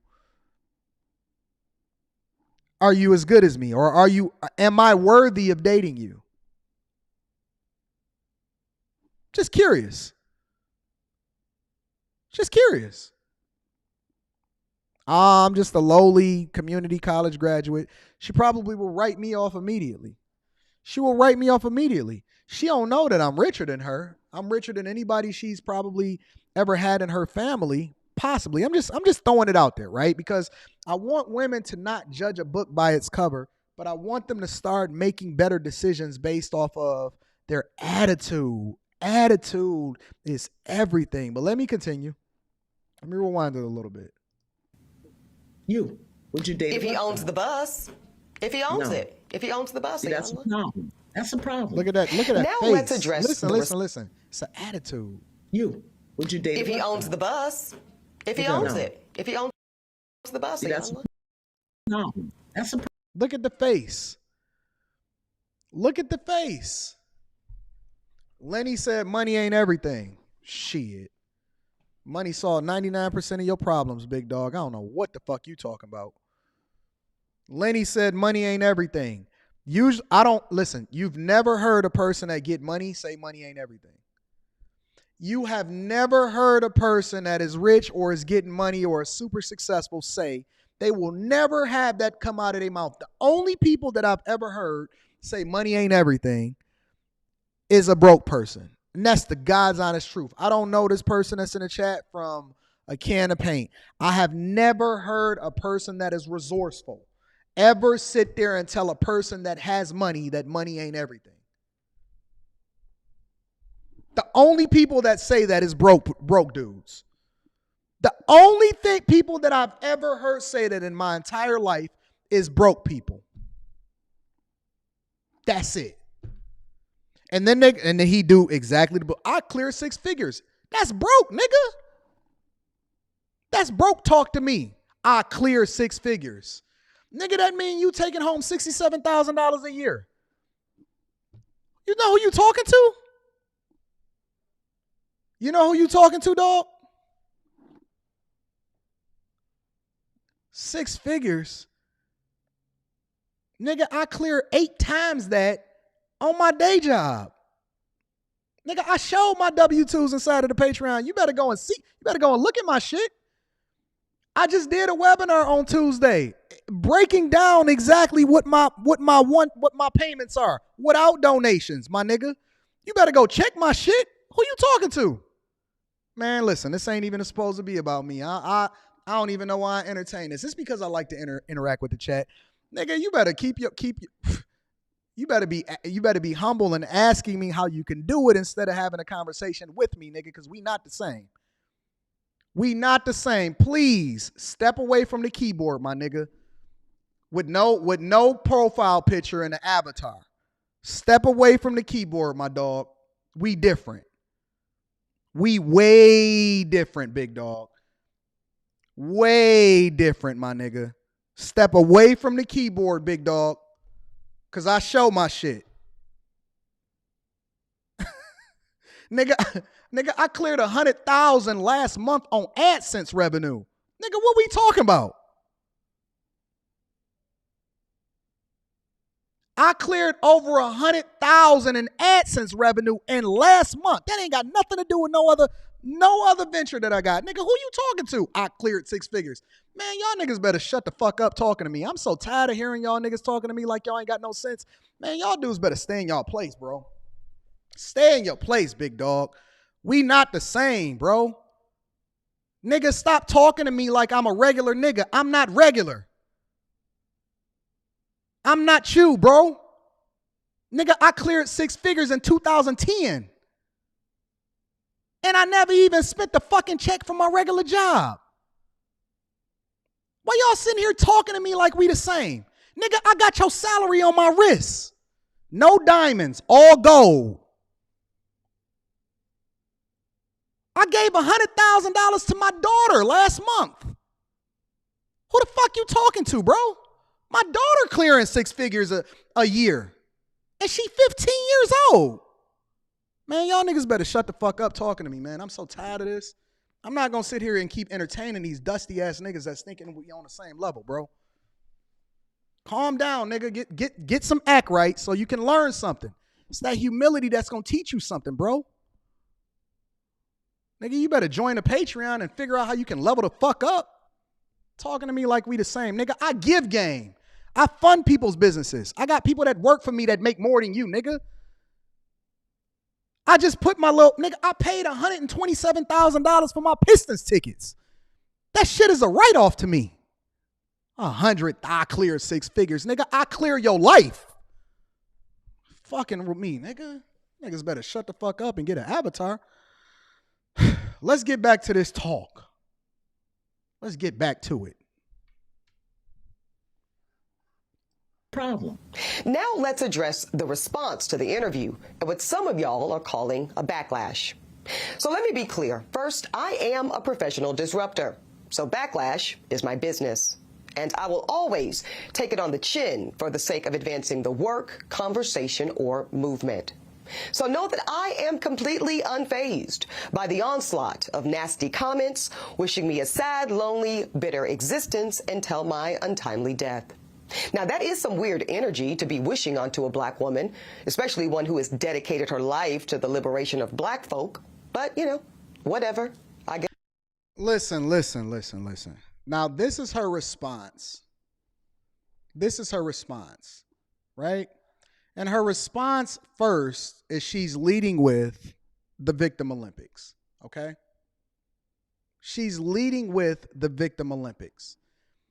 And so instead of her focusing on substantiating her argument based off of how she reacted and then the interview that they put out, she's sitting here and saying, now, I don't know why y'all would come back after me after all of the thousands of comments, but I don't care. You care. You care. You care. You genuinely care. Because you would not be having a conversation about it.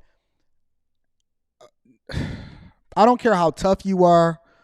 I know that it takes a person that then trains themselves and is disciplined about not reading or doing research or looking at the comments that people say about themselves. It took me years before I started not looking at comments after I drop a video or not looking at reaction videos. I just stopped doing that maybe a year ago. Basketball players, LeBron James, all of them read the comments because they see the sentiment of what people say about them. So she's sitting here with this strong, I don't give a fuck black woman hear me roar. I can't believe you came for me. But the reality is that when you decide to become a public figure, you then put yourself out there for criticism, and everybody is not going to rock with you. Everybody is not going to agree with you. So you decided that you wanted to have an attitude, or you wanted to give that strong resting B face to Iyanla Vanzant, and now people are holding you accountable based off of what they saw. That's all that's happening. You turned on the comments didn't go your way, and now you're feeling some type of way about it. Yes, go off.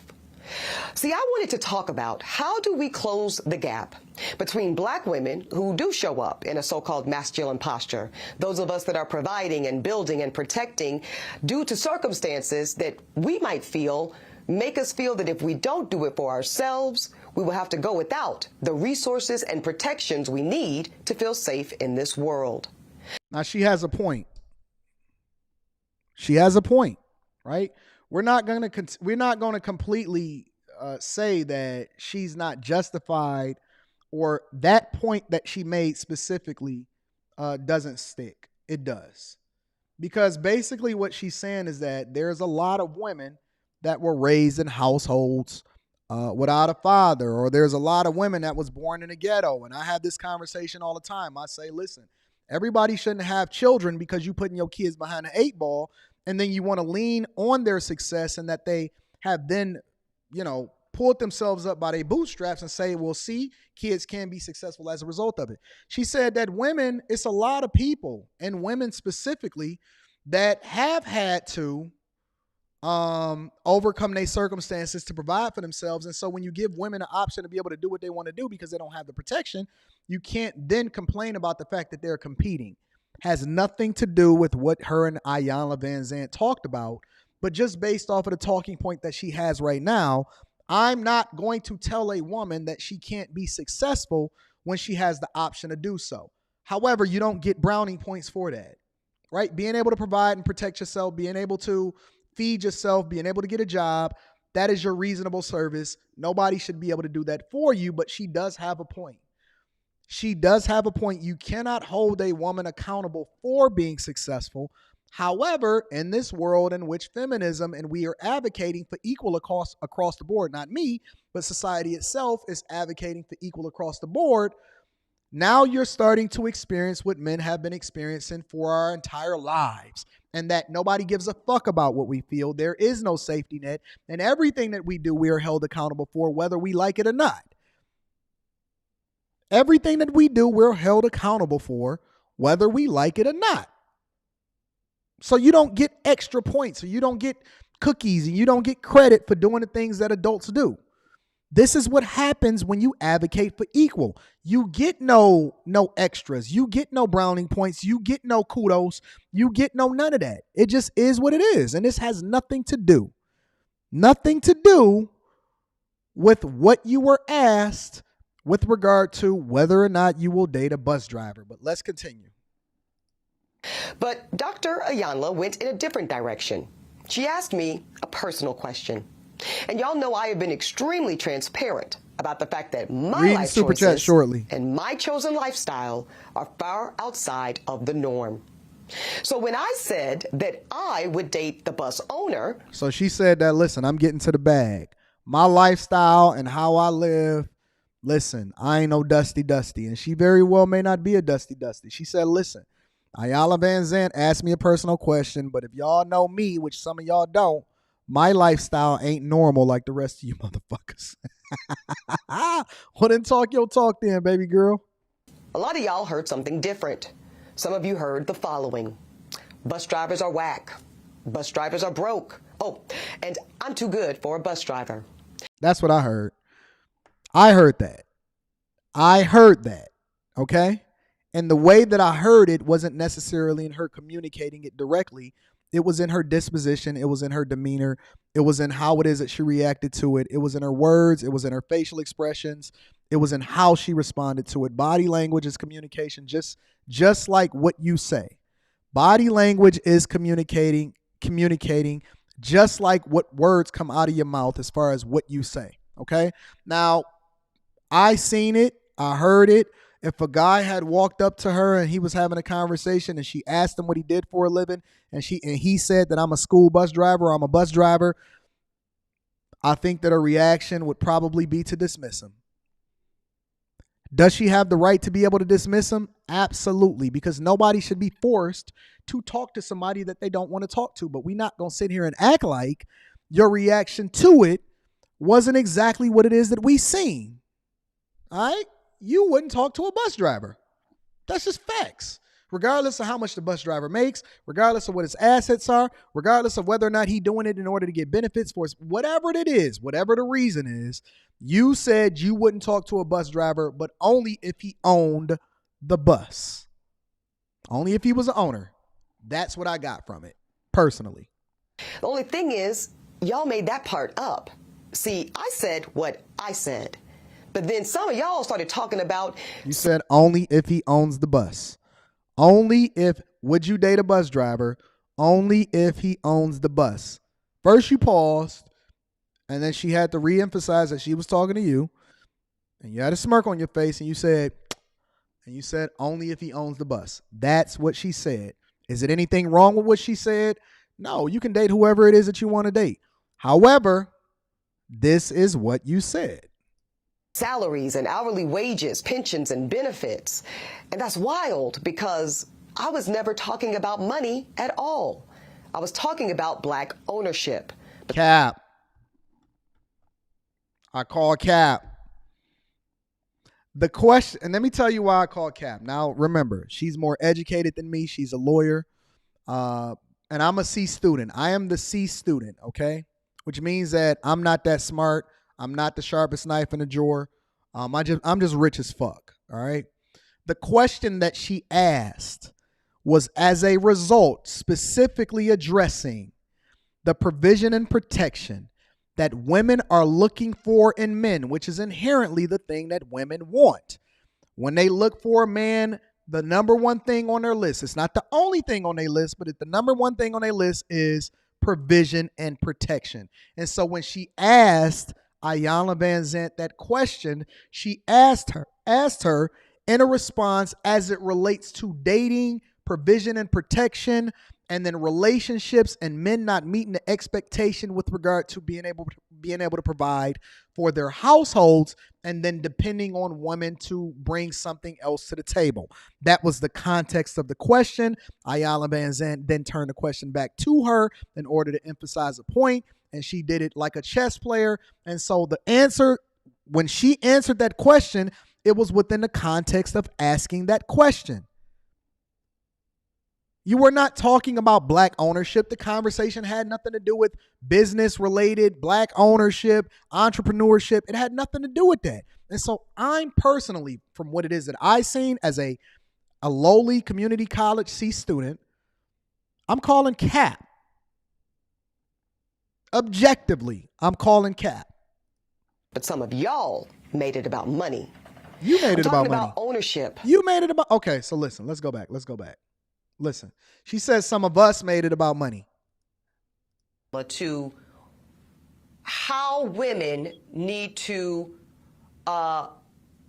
position ourselves so that we can be in our divinity, so we can have our crowns right, how we can create and not build.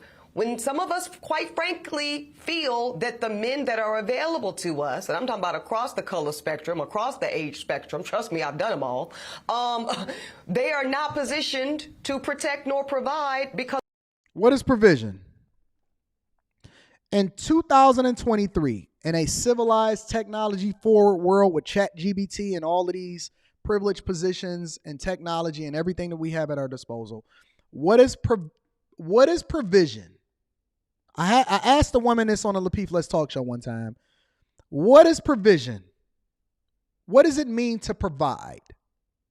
Just curious. What does provision look like? Oh, money. Money. Interesting. That's what they're saying in the chat. Money. Provision is money. Okay. So now that we understand that provision is money, and then we fast forward, and she said that she wasn't talking about money. So let's see. Do show up in a so-called masculine posture.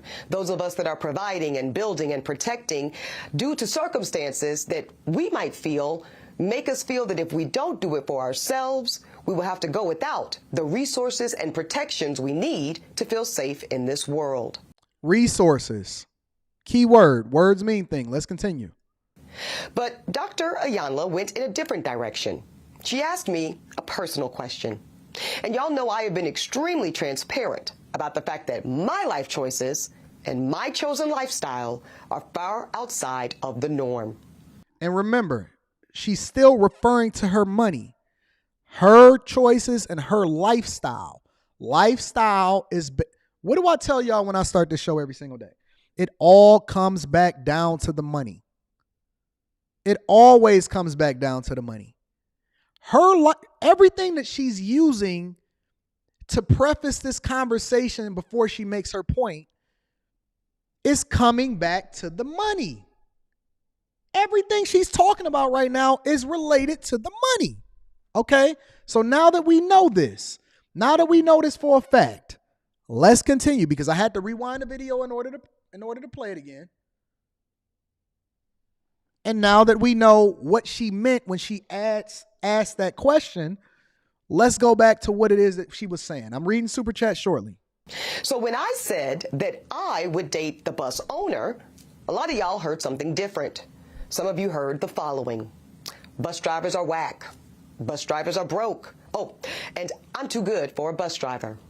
The only thing is, y'all made that part up. See, I said what I said. But then some of y'all started talking about salaries and hourly wages, pensions and benefits. And that's wild, because I was never talking about money at all. How? Sway.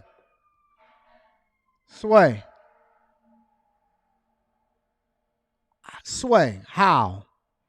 How was she not talking about money when she's literally asking a question that allows for women to operate with their crowns and within their divinity and their femininity and all of these entities, right?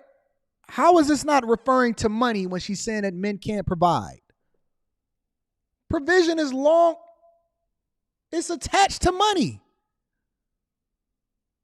And y'all got to remember, if you look at her eyes and you see what it is that she's communicating to us right now, she's reading this to us. And so if she's reading this to us, this is a well thought out response from a lawyer. This is a well thought out response from a lawyer. So she is reading this to us and she's communicating this to us based off of her well-deserved, hard worked for education. And she read it twice, and she probably ran it through ChatGPT in order to make sure that there was no incorrect run-on sentences and the punctuation was correct. And so she thought about this. And after she thought about it and she probably recited it to herself and she read it in the mirror, she came on here and she communicated this to us. All right. So let's just keep that in perspective. If you look at her eyes, you can tell that she's reading this. I was talking about black ownership, but some of y'all made it about money. I'm talking about ownership, black enterprise, and entrepreneurship, because really I am talking about black liberation. And if you read my book, you'll understand why. So I'm standing 10 toes down on that position. 10 toes down. Okay, we got you. And I don't really care if you're hurt or offended by it. I feel you. She said, fuck your feelings. She said she's been watching the Millionaire Morning Show. I get it. And since some of y'all are already big mad, let me go ahead and make you incensed. So out of the 50,000 plus comments posted on social, I only saw a handful that even considered the possibility of a bus owner being a more aspirational position and recognizing that I am actually speaking and pouring into the ascension of black men. Now, first she said she didn't care about the comments. Now she said that she read or she scanned over the equivalent of what, 50,000 plus comments. And in order to find those comments, there were only a handful of people that actually spoke to what she is trying to communicate to you right now. So in one instance, she said that she didn't give a fuck about what y'all thought.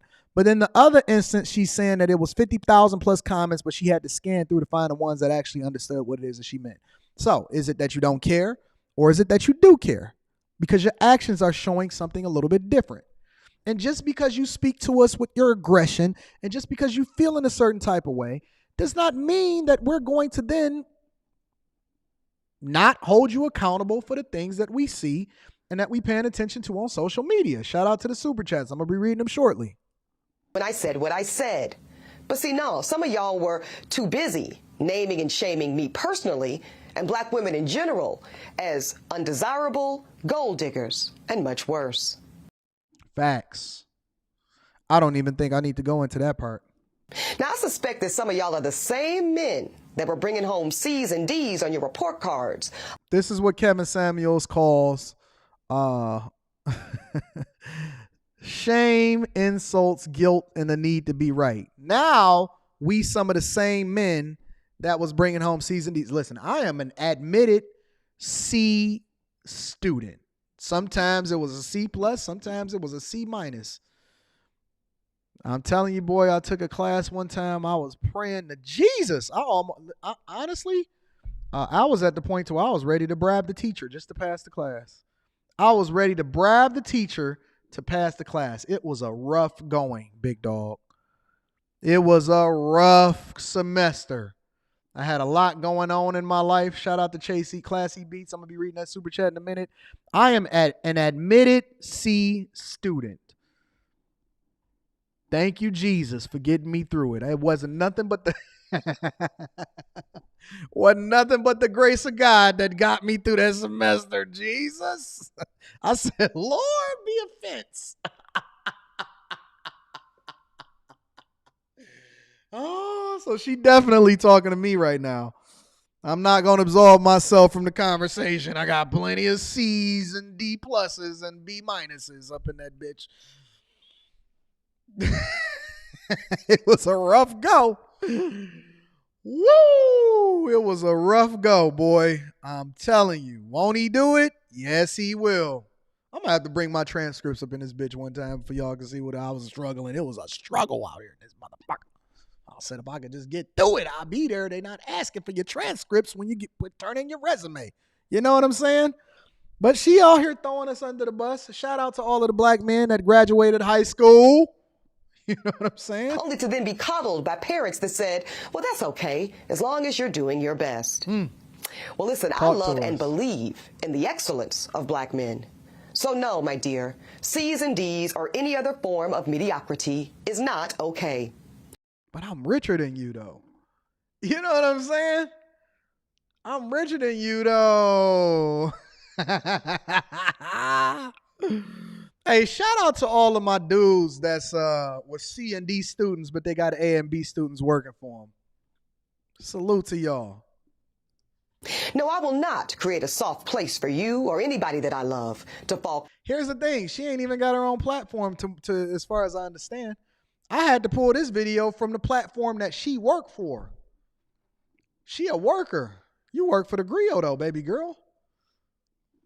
She worked for the griot. We all got a job, whether we work for ourselves, our customers is all bought. See, that's the thing that people don't understand. Having a business does not necessarily mean, or ownership does not necessarily mean that you get into the bag, right? It don't necessarily mean that you understand how money works. In a lot of instances, it just means that you created another job for yourself. So just because you working for yourself don't mean that you any better than anybody else. It's how you implement things, how you then extract the money from that position in order to then level up and reinvest in the assets that then make you rich. It's not about how you get the bag as long as you're doing it legally. It's about how much money you keep. It's about whether or not you have the financial education in order to make the right decisions long term that then would substantiate your lifestyle so that you don't have to then depend on somebody else in order to provide for you. Going and get a job is not a bad thing. That's not an issue. It ain't never been a bad thing. I will never, ever look down on somebody that go and get their money the right way. The question then becomes, do we then or are we then able to then lean on the resources that we have to make the investments and the sacrifices necessary to then acquire the assets? There's plenty of people that work jobs as millionaires today. There's plenty of people that is C students that got B and A students working for them today. It ain't never been a bad thing about getting a job. So her idea, and this is why women need to stay in a place and they're not built to be able to even stand in front of dudes like me, regardless of what my grade point average was, right? This is why women need to stay in a place, because her description of what excellence looks like is based off of a grading system that was put together by people that don't own shit. Your professor made an assessment of me, but I'm richer than a dude that graded me. Your professor is the one that then assessed me to grade, but I'm richer than a dude that then handed out the report card. It don't matter. It's the execution. It's the results. I bet you if me and her live streamed at the same time, she couldn't even remotely pull in a thousand viewers at the same time. She couldn't even eclipse 1,000 views. If it wasn't for Ayanna Van Zant being able to have, ain't nowhere in the world she can hold the whole live stream by herself and be able to pull in the type of audience as me. Does that mean that I'm better than her? No, it just means that I'm better than her at social media and at being able to live stream. You know what I'm saying? Let's continue. Comfortably into the bigotry of low expectations. So I'm going to say one more time, there's absolutely nothing wrong with driving a bus. That attitude, man. That attitude is just, ladies, take this as a warning, as an example. Take this as a warning and as an example. That attitude is nasty.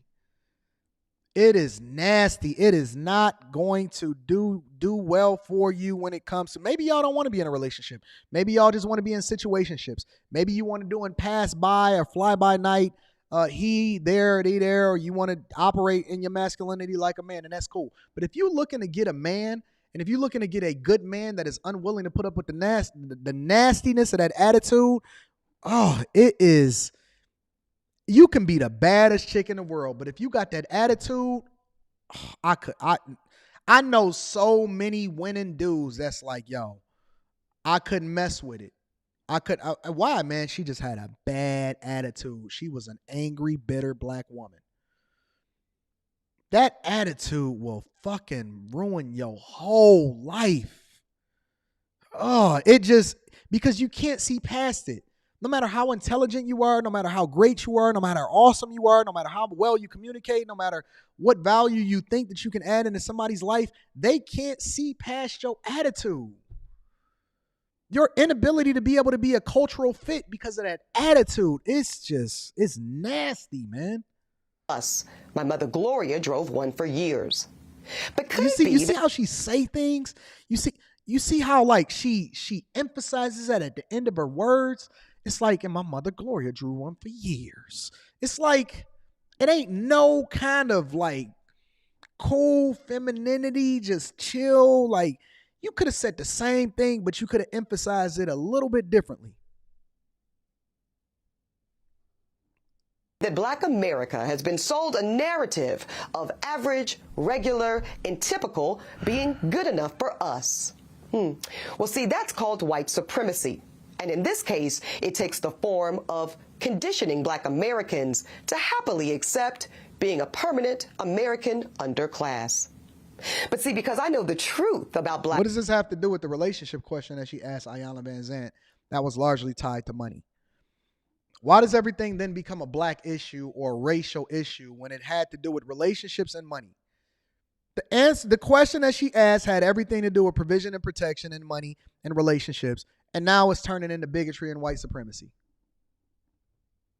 Black folk in America? No, average is not and will never be good enough for me. Well, in the words of my dog, Kevin Samuels, then buy a dog and die alone. Let me read these super chats and then we're going to continue with the show. That attitude, bro. That attitude is nasty. It's nasty. It's attitude. Hard Lesson says it's the disdain body language that got me. Facts. Executive Suite Emily says she was married and I think her husband divorced her. Very telling. Her demeanor is of a woman who Kay has described as, I'm a PhD. That makes sense. That makes sense. Young Capsule says, what are your thoughts on Amway Worldwide Group? What about MLM in general? I was approached last week and thinking about joining. It depends on what you're looking to get out of it. If you're trying to get sales experience, if you're trying to figure out how to overcome objections, if you think that it's going to help you with regard to leveling up in corporate America, if you're doing it to make money, then I think you're going into it for the wrong reasons. To make money is the reason that you would go into it in the first place. But I think that it's the experience that you're going to get as a result of selling things. So I say go ahead and do it if you got the time to do it, but don't quit your job in order to do so. Slim Tebow says Eboni is the same woman that wanted Dr. Dre's ex-wife to get half of everything in his divorce. Ooh, y'all telling me that we opening up a can of worms, huh? Hey, send me that interview. Send me that interview, y'all. I'm curious. I want to see that. Shout out to Slim Tebow. John Doe says the more that we as men elevate ourselves spiritually, physically, emotionally, and financially, the less relevant the opinions of women like Eboni King will be. Facts. I agree with that. Leave them to their divestors. Let them go figure it out for themselves. Just rock out with the women that we really want to rock out with. Rickster says she thinks she deserved a high quality man because of the degrees that she got and what she has been through with men that treated her worse, which is basically trauma bonding. Jono says, when people say they make six figures, do they mean gross or net? You know they mean gross. You know they mean gross, especially when they say that they just crossed the threshold. It says cuss word counting 5 so far. I got to get that under control. I genuinely do have to get that under control.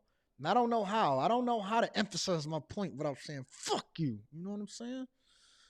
It just hit different. It hit different when you say, listen, forget you. Or I could say, man, fuck you, bro. It's a different type of hit when you say it. So I got to figure that out. I got to communicate more effectively. I'm a C student.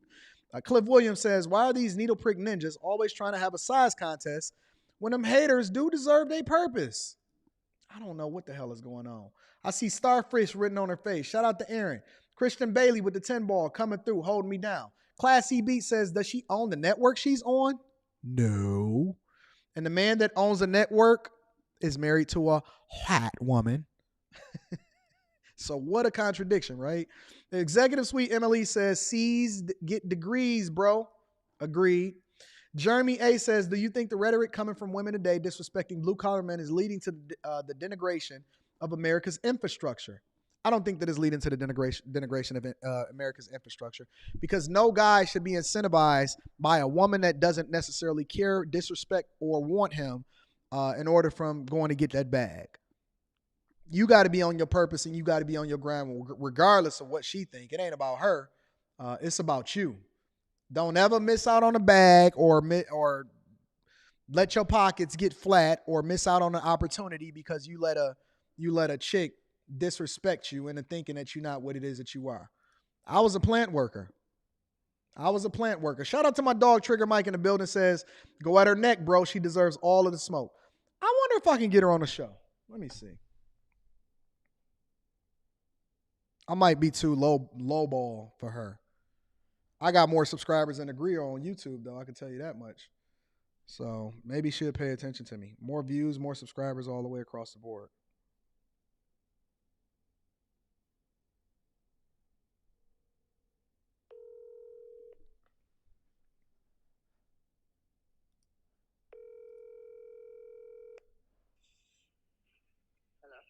Hey, this Eboni Williams chick that I'm doing a review on, can you reach out to her and see if we can get her on the show?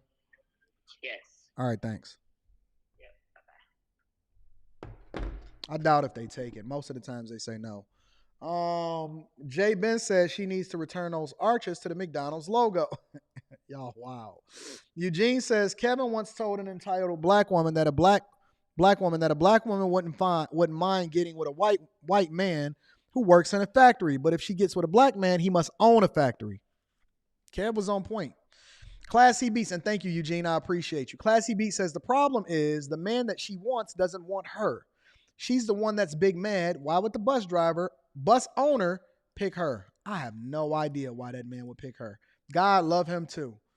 Bilderberg Boy 9 Double M says Ebony is so pro-black that she left the white man that she was with during COVID because he wanted to be with his kids. She also dragged her mom for voting for DT, Donald Trump. She is the typical liberal female. They all doing it for the bag anyway. They all finessing for the bag. I don't believe that they even the way that they say that they are. Brock says if a guy was the owner of a failing bus line, I'd bet she wouldn't date him. It's not about ownership. She wants him to be able to provide something.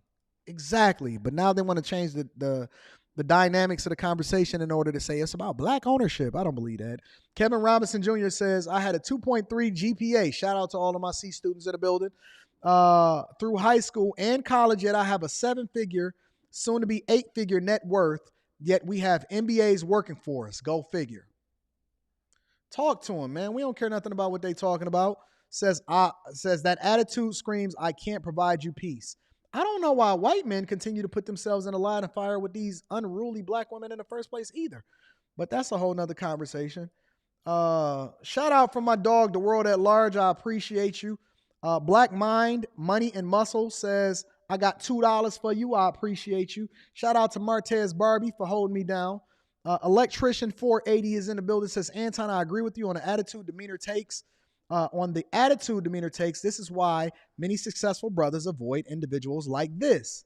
Thank you, Electrician 480. And listen, because you're an electrician, she probably wouldn't talk to you or me, so don't feel bad. Shout out to Kevin Robinson Jr. says, cuss, man. It's the marinade to the game. Optimus Prime says she is the leader of the Hyenatrons.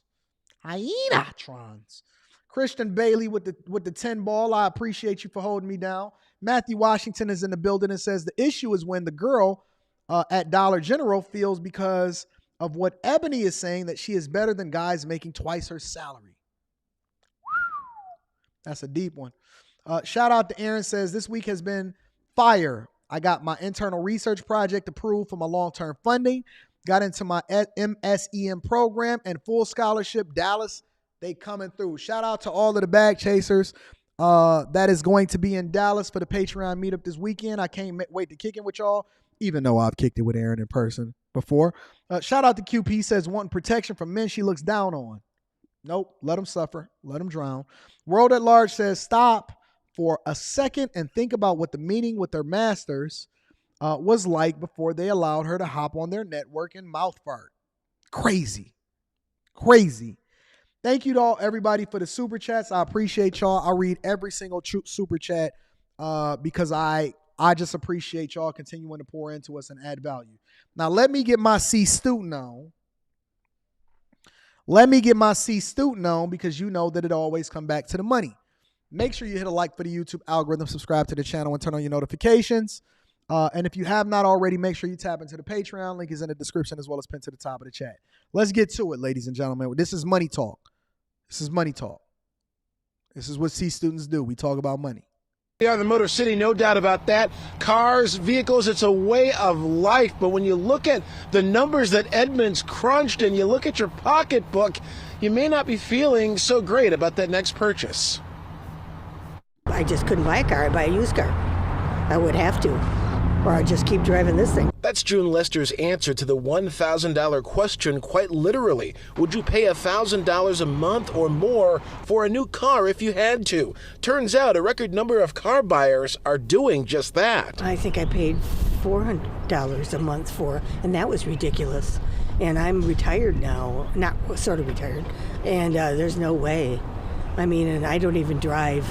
I mean, I've got 20,000 miles on this car, and it's 4 years old, so I couldn't afford that. Edmunds crunched some numbers for the first quarter of 2023 auto sales and found nearly 17% of buyers shelling out $1,000 or more for a monthly car note, not including the cost of insurance. Now, let's think about this for a second, fellas. All right? Let's think about this for a second, ladies. Almost one-fifth of everybody that is financing their vehicles. Now, you got to remember that literally 13, 14, 15, 16 million vehicles are sold every single year. That would mean that if you're talking about almost 1/5 of people that are buying vehicles, 1/5, that means that you're getting into the 2, 3, 4 million people, right? 2, 3, 4, more like 2 to 3 million people every single year are paying a car note of at least $1,000 a month. Now, we're not even getting into the deep diving of exactly what it is that you're paying for, how much of it is going towards interest, how much is going towards principal, whether you're leasing, whether you're buying, how long you're financing it for. They didn't even go into the details yet. I don't know if they're going to go to the details at all. But there's people now that are financing on average cars for 72 months. That is the equivalent of 6 years. 6 years at $1,000 a month just for the car note. Now, the more expensive the car is, the higher the car note. Or I'm sorry, the higher the insurance. So I'll give you an example, right? Currently, I have 4 cars. I got 4 cars. I got the new Porsche Taycan. Actually, it's not new. It's a 2022. It's not 2023. So I got a 2022 Porsche Taycan, ice white, beautiful. Drive it every single day, 100% electric. I bought my wife a Tesla. So we got the Tesla. And I also got the 2023 Mercedes S-Class, right? Top of the line. With the red interior. Both of my cars and my wife's car is all white. White on white on white, everything, okay? And then I have a Hyundai Tucson, okay? That's the personal vehicle. The other vehicles is business related, whatever. Join the Patreon, we'll go into that. But I have 4 cars. My insurance, I believe, comes out automatically. I think my insurance is like $1,200 a month, $1,300 a month, something like that. I pay like $1,300 a month for insurance. Now, it's largely based on how expensive the cars are. It's also based on the technology in the car, and then the technology also meaning that I have 2 fully electric cars, which they cost more to insure, right? So that's just for insurance. That's insurance. Then you got the cars. Then you have the maintenance. And then you also have the different cars that you have to charge up or put gas in.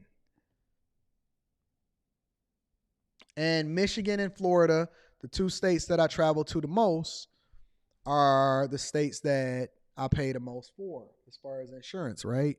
But my point is that I'm paying the equivalent of what? $14,000 almost a year just in insurance, just to have the cars, and I barely even drive those cars. So they paying $1,000 a month. I'm reading Super Chat shortly. I appreciate y'all. Plus insurance, plus maintenance, plus gas and renewal fees.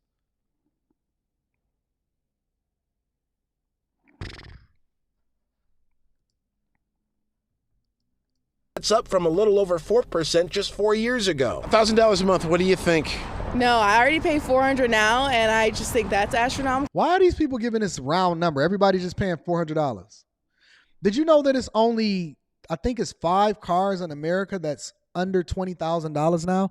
That the average car, the average purchase price for a car, I think is eclipsed over $50,000 a year. Don't quote me on that. So I couldn't imagine paying $1,000. The cost of living has gone up. Rent has gone up. I couldn't imagine adding my $1,000 I already pay for rent on top of a $1,000 car. It just doesn't make sense. It is, what did the consumer pay for the vehicle? How much did they finance of it? How much did they put down? The term length that was involved. So really, when we roll those numbers together, we look at these trends over time. This last year and a half has seen some staggering increases. That's Ivan Drury, Edmunds Director of Insights, walking us through the scope of data collected. Why the staggering increases? Well, just like the cost of everything going up these days, he says cars are that much pricier, but consumers are more selective too. It's kind of mixed results in the sense that, cars are getting more expensive, but consumers' preferences for certain kinds of cars, SUVs and trucks, they're expensive. They're very costly products. And on top of that, when you fully load a car, when you go from base to mid to high trim level, you can add on 30 to 50% of the vehicle's cost. So yes, the entry level price might be $30,000, but if you like the one with the 14-inch touchscreen, you like the sunroof, all-wheel drive, every safety feature available, easily looking at $45 to $50K for that exact same vehicle. He says many buyers are maximizing the terms of their loans too, a risky move if you're already struggling with your monthly payment. Reason why people are maximizing the terms of their loans is because people are trying to focus 100% on the payment instead of focusing on how much it's costing them to actually purchase that car, which is, again, one of the dumbest things that you can do. Now, my suggestion to people is don't get caught up trying to impress women like Eboni Williams and trying to put on a front for these chicks. If she rolling with you in a hoopty, then she'll roll with you in a Lambo. If she rolling with you in a hoopty, then that's the chick that you want to roll with in a Lambo. I would also say that very early in your career, let's break down this $100,000 number, right? And I want to add this into the mix for everybody that think that $100,000 is a lot of money. Remember when, yeah, I am getting a Cybertruck. I got it on order. Remember when last year or the year before, I did a stream and I said that $50,000 was not enough to take care of a family of four. And everybody said, oh my God, oh, an uproar. And you had 100 different reaction videos to it because everybody was feeling a certain type of way. I can't believe that you're saying $50,000, $40,000, $37,000 a year is not enough to raise a family of four. What happened to our ancestors? And they did it on chitlins and pig feet. And now, in hindsight, because I'm always right, but you don't get it until 2 years from now, 3 years from now. Then you want to come back and join the bag chasers and saying, okay, I was being a little dusty for a long time. Anton, I didn't like you when I first met you, but I just realized that I'm tired of living paycheck to paycheck. And I broke it down and I said, listen, $50,000 is not enough to be able to raise a family of four. You got to aspire for higher, or you have to be very, very responsible about not having kids out of wedlock or finding your partner or whatever it is that you need to do is not enough. So let's break down this $100,000 number, okay? Because a lot of people are saying, I'm eclipsing $100,000. That's as though that means any fucking thing to me, right? Congratulations. I think it's great. If you're making money, if you make $70,000, $80,000 a year, I think that you are an awesome human being. But I think that you have to be very, very careful in believing that you're making a bag that then can sustain you or allows for you to go out and buy the same things that I'm buying just because you make $100,000 a year. So let's break it down, okay? Because a lot of people are paying $1,000 car notes. Let's say you're paying $1,000 car note, okay? And you make $100,000 a year. Cool. After taxes, you make, depending on where you live, anywhere between $67,000 and $70,000 a year because you are in a 22% tax bracket from a federal perspective. And that has nothing to do with Social Security, state level, and that's why I say depending on where you live. Depending on where you live, it could range anywhere between $67,000 and $71,000 as far as what you take home after taxes off of that $100,000. Now, if you make 80 or 79, then you're in a 12% tax bracket. And this is why it pays to understand how money works. My people perish for the lack of knowledge. The wisdom of how it is that you utilize that information is going to determine whether or not you get rich, you're going to be regular, or you're going to be poor. Okay? 12% tax bracket, 22% tax bracket. It's a huge gap. It's a huge jump. So let's say, for example, you're making $78,000 a year and your boss give you a $4,000 raise, a $5,000 raise. You're actually taking home less money because you're in a 22% tax bracket versus being in a 12% tax bracket, and your boss would have probably did you better for not even giving you a raise. And this is the difference between understanding how money works, understanding the laws, understanding how to finesse the system, and being able to leverage your information in order to continue to run the numbers up. This is the perspective of a C student. But let's bring it back to the reality, right? Let's say you make $100,000 a year and you're taking home 70. Cool. Congratulations. Awesome. Now, in order for you to actually be able to live and survive, because you know that Social Security is not going to sustain you, we recommend over at the Bag Chasers that you max out on your 401k. One of the reasons why we recommend that you maximize on your 401k is because it will actually get you back into that 12% tax bracket. Why? Because the threshold from the federal government is, I believe, $20,500 or $21,500 that you can put into your 401k, which actually lowers your adjusted gross income. Now, what is your adjusted gross income? I'm going to need y'all to go ahead and get your notepads out because Anton is going to give out the game, just on a very basic level. What is your adjusted gross income? Your adjusted gross income is the amount of money that you have to pay taxes on, not how much money you earned. So if you're a business owner, right, and you actually took a loss because you reinvested back into your business or you bought more real estate, because the federal government is actually incentivizing businesses and real estate holders in order to continue to make more money and keep more assets in their pocket, right? If you are a person that made at $100,000, but then you maxed out on your 401k, not your Roth 401k, but your 401k, then that means that you now have reduced your tax liability while also putting money inside of your assets that's going to grow significantly. You get back down into that 12% tax bracket. You don't need the money in order to maintain your lifestyle, because that $100,000 then puts you back in a 78.5 because you maxed out on your 401k. Yeah. Now we get into the money, but you didn't max out on your 401k. You paid your full taxes. You're not in that 12% tax bracket anymore. You took home $100,000, but let's say you put $15,000. $15,000 in 2023 is 22.5. Shout out to PJ for giving us that information. 22.5, $22,500 is that you can put into your 401k based off of the rate of inflation and them raising that numbers up. So let's just say you took home $70,000 and then you put $15,000 into your 401k because you was being responsible. And you need to continue to fund your 401k at the very least. Do the 6% to 8%, whatever it is that you can match, because it's free money. But you contributed into your retirement and you put $15,000 into it. Cool. Then that means that you go from $70,000 to $55,000 that you're taking home. $55,000 that you have to live on. You went from $100,000 to $55,000 that you have to live on. Just paying taxes and making sure that you won't die broke. That's it. You own $55,000. So for everybody that tells me, yo, Anton, who you talking to? Why I eclipsed 100 bands? To me, that's only $55,000.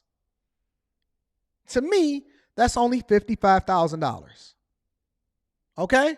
Now, off of that $55,000, you got to pay your mortgage or your rent and your homeowner's insurance or your renter's insurance or whatever it is that you got to do, right? And this ain't even including utilities, food, maintenance, property taxes, none of that. But let's just say it's all encompassing, right? And let's say that the average person is paying somewhere between $1,500 and $2,000 a month, especially if they have a family, because you're going to need more than one bedroom.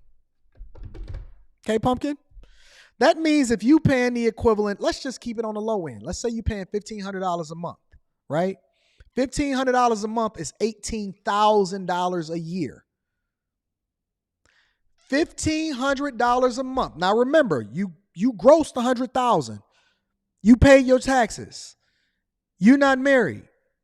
You also paid your 401k in order to make sure that you're not broke, right? You now at $55,000, but you had to pay $18,000 and $1,500 either in rent and mortgages, property taxes, the whole 9 yards, right? Your living expenses to have a roof over your head and not be homeless is $18,000 a year. $1,500 a month times 10 is $15,000, and then you add another $3,000 on it because there's 2 months, 12 months in a year, 2 additional months. You add $18,000. So if we doing our mental math, okay, ladies and gentlemen, what is 55 minus 18? Now you at $37,000 left. You went from 55 to 37,000 just in taxes, retirement, and living to have a house over your head. Now you at $37,000. Now let's say you got a $1,000 car note, which doesn't include insurance, which doesn't include maintenance, it don't include gas, right? $1,000 car note is $12,000 a year, which doesn't include anything else on top of that, right? Now you at $25,000 a year. You still got to get gas. You still got to feed yourself. You still got to go out here and trick on these hoes. You still got to put clothes on your back. You still got to pay toothpaste. You got to pay electric. You got to pay consumer's energy, your gas bill, right? You want a new camera. You want to take a flight. You trying to fly these hoes out here. It ain't enough. Now, imagine at 100,000 and that's what you got left.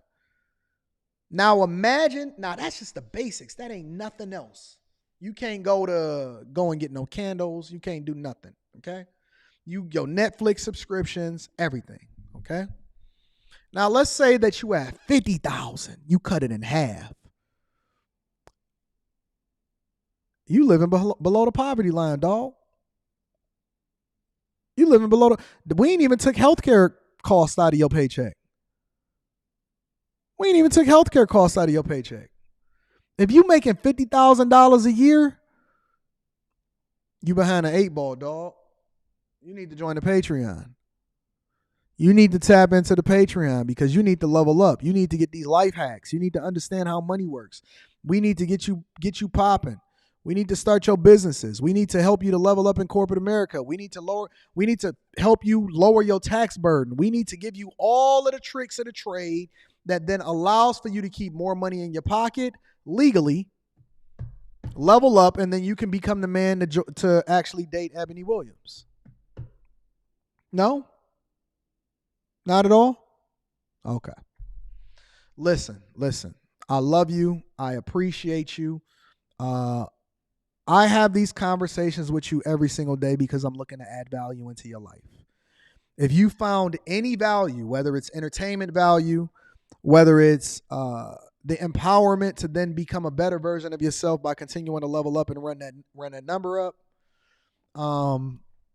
if you're inspired to do more than you did before you started looking at this live stream, if you are a better version of yourself because you are more motivated to do the thing that's in your own best interest or in your child's best interest, because we ain't even talking about putting up money for your kid to go to college.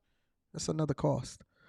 Then I would ask you to make sure you hit a like for the YouTube algorithm, subscribe to the channel, turn on your notifications, and please don't run in the Victim Olympics, ladies and gentlemen.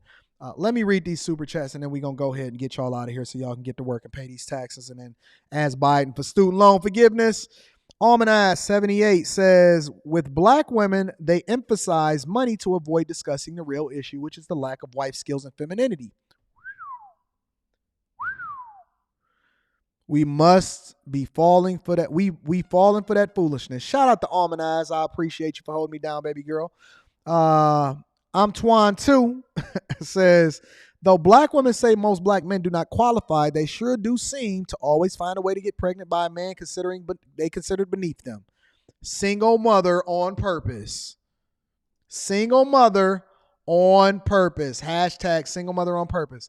Let me get some of these Aaron super chats. He says, they paying $1,000 a month for a used Yaris. The Melfar superstar deals. I'm running my car till the wheels fall off. Then I got 2 legs. Nope, not $70,000 for a used 95 Honda Civic. He said, in Boston, the average rent is $3,000, so that's $36,000 a year. Ooh.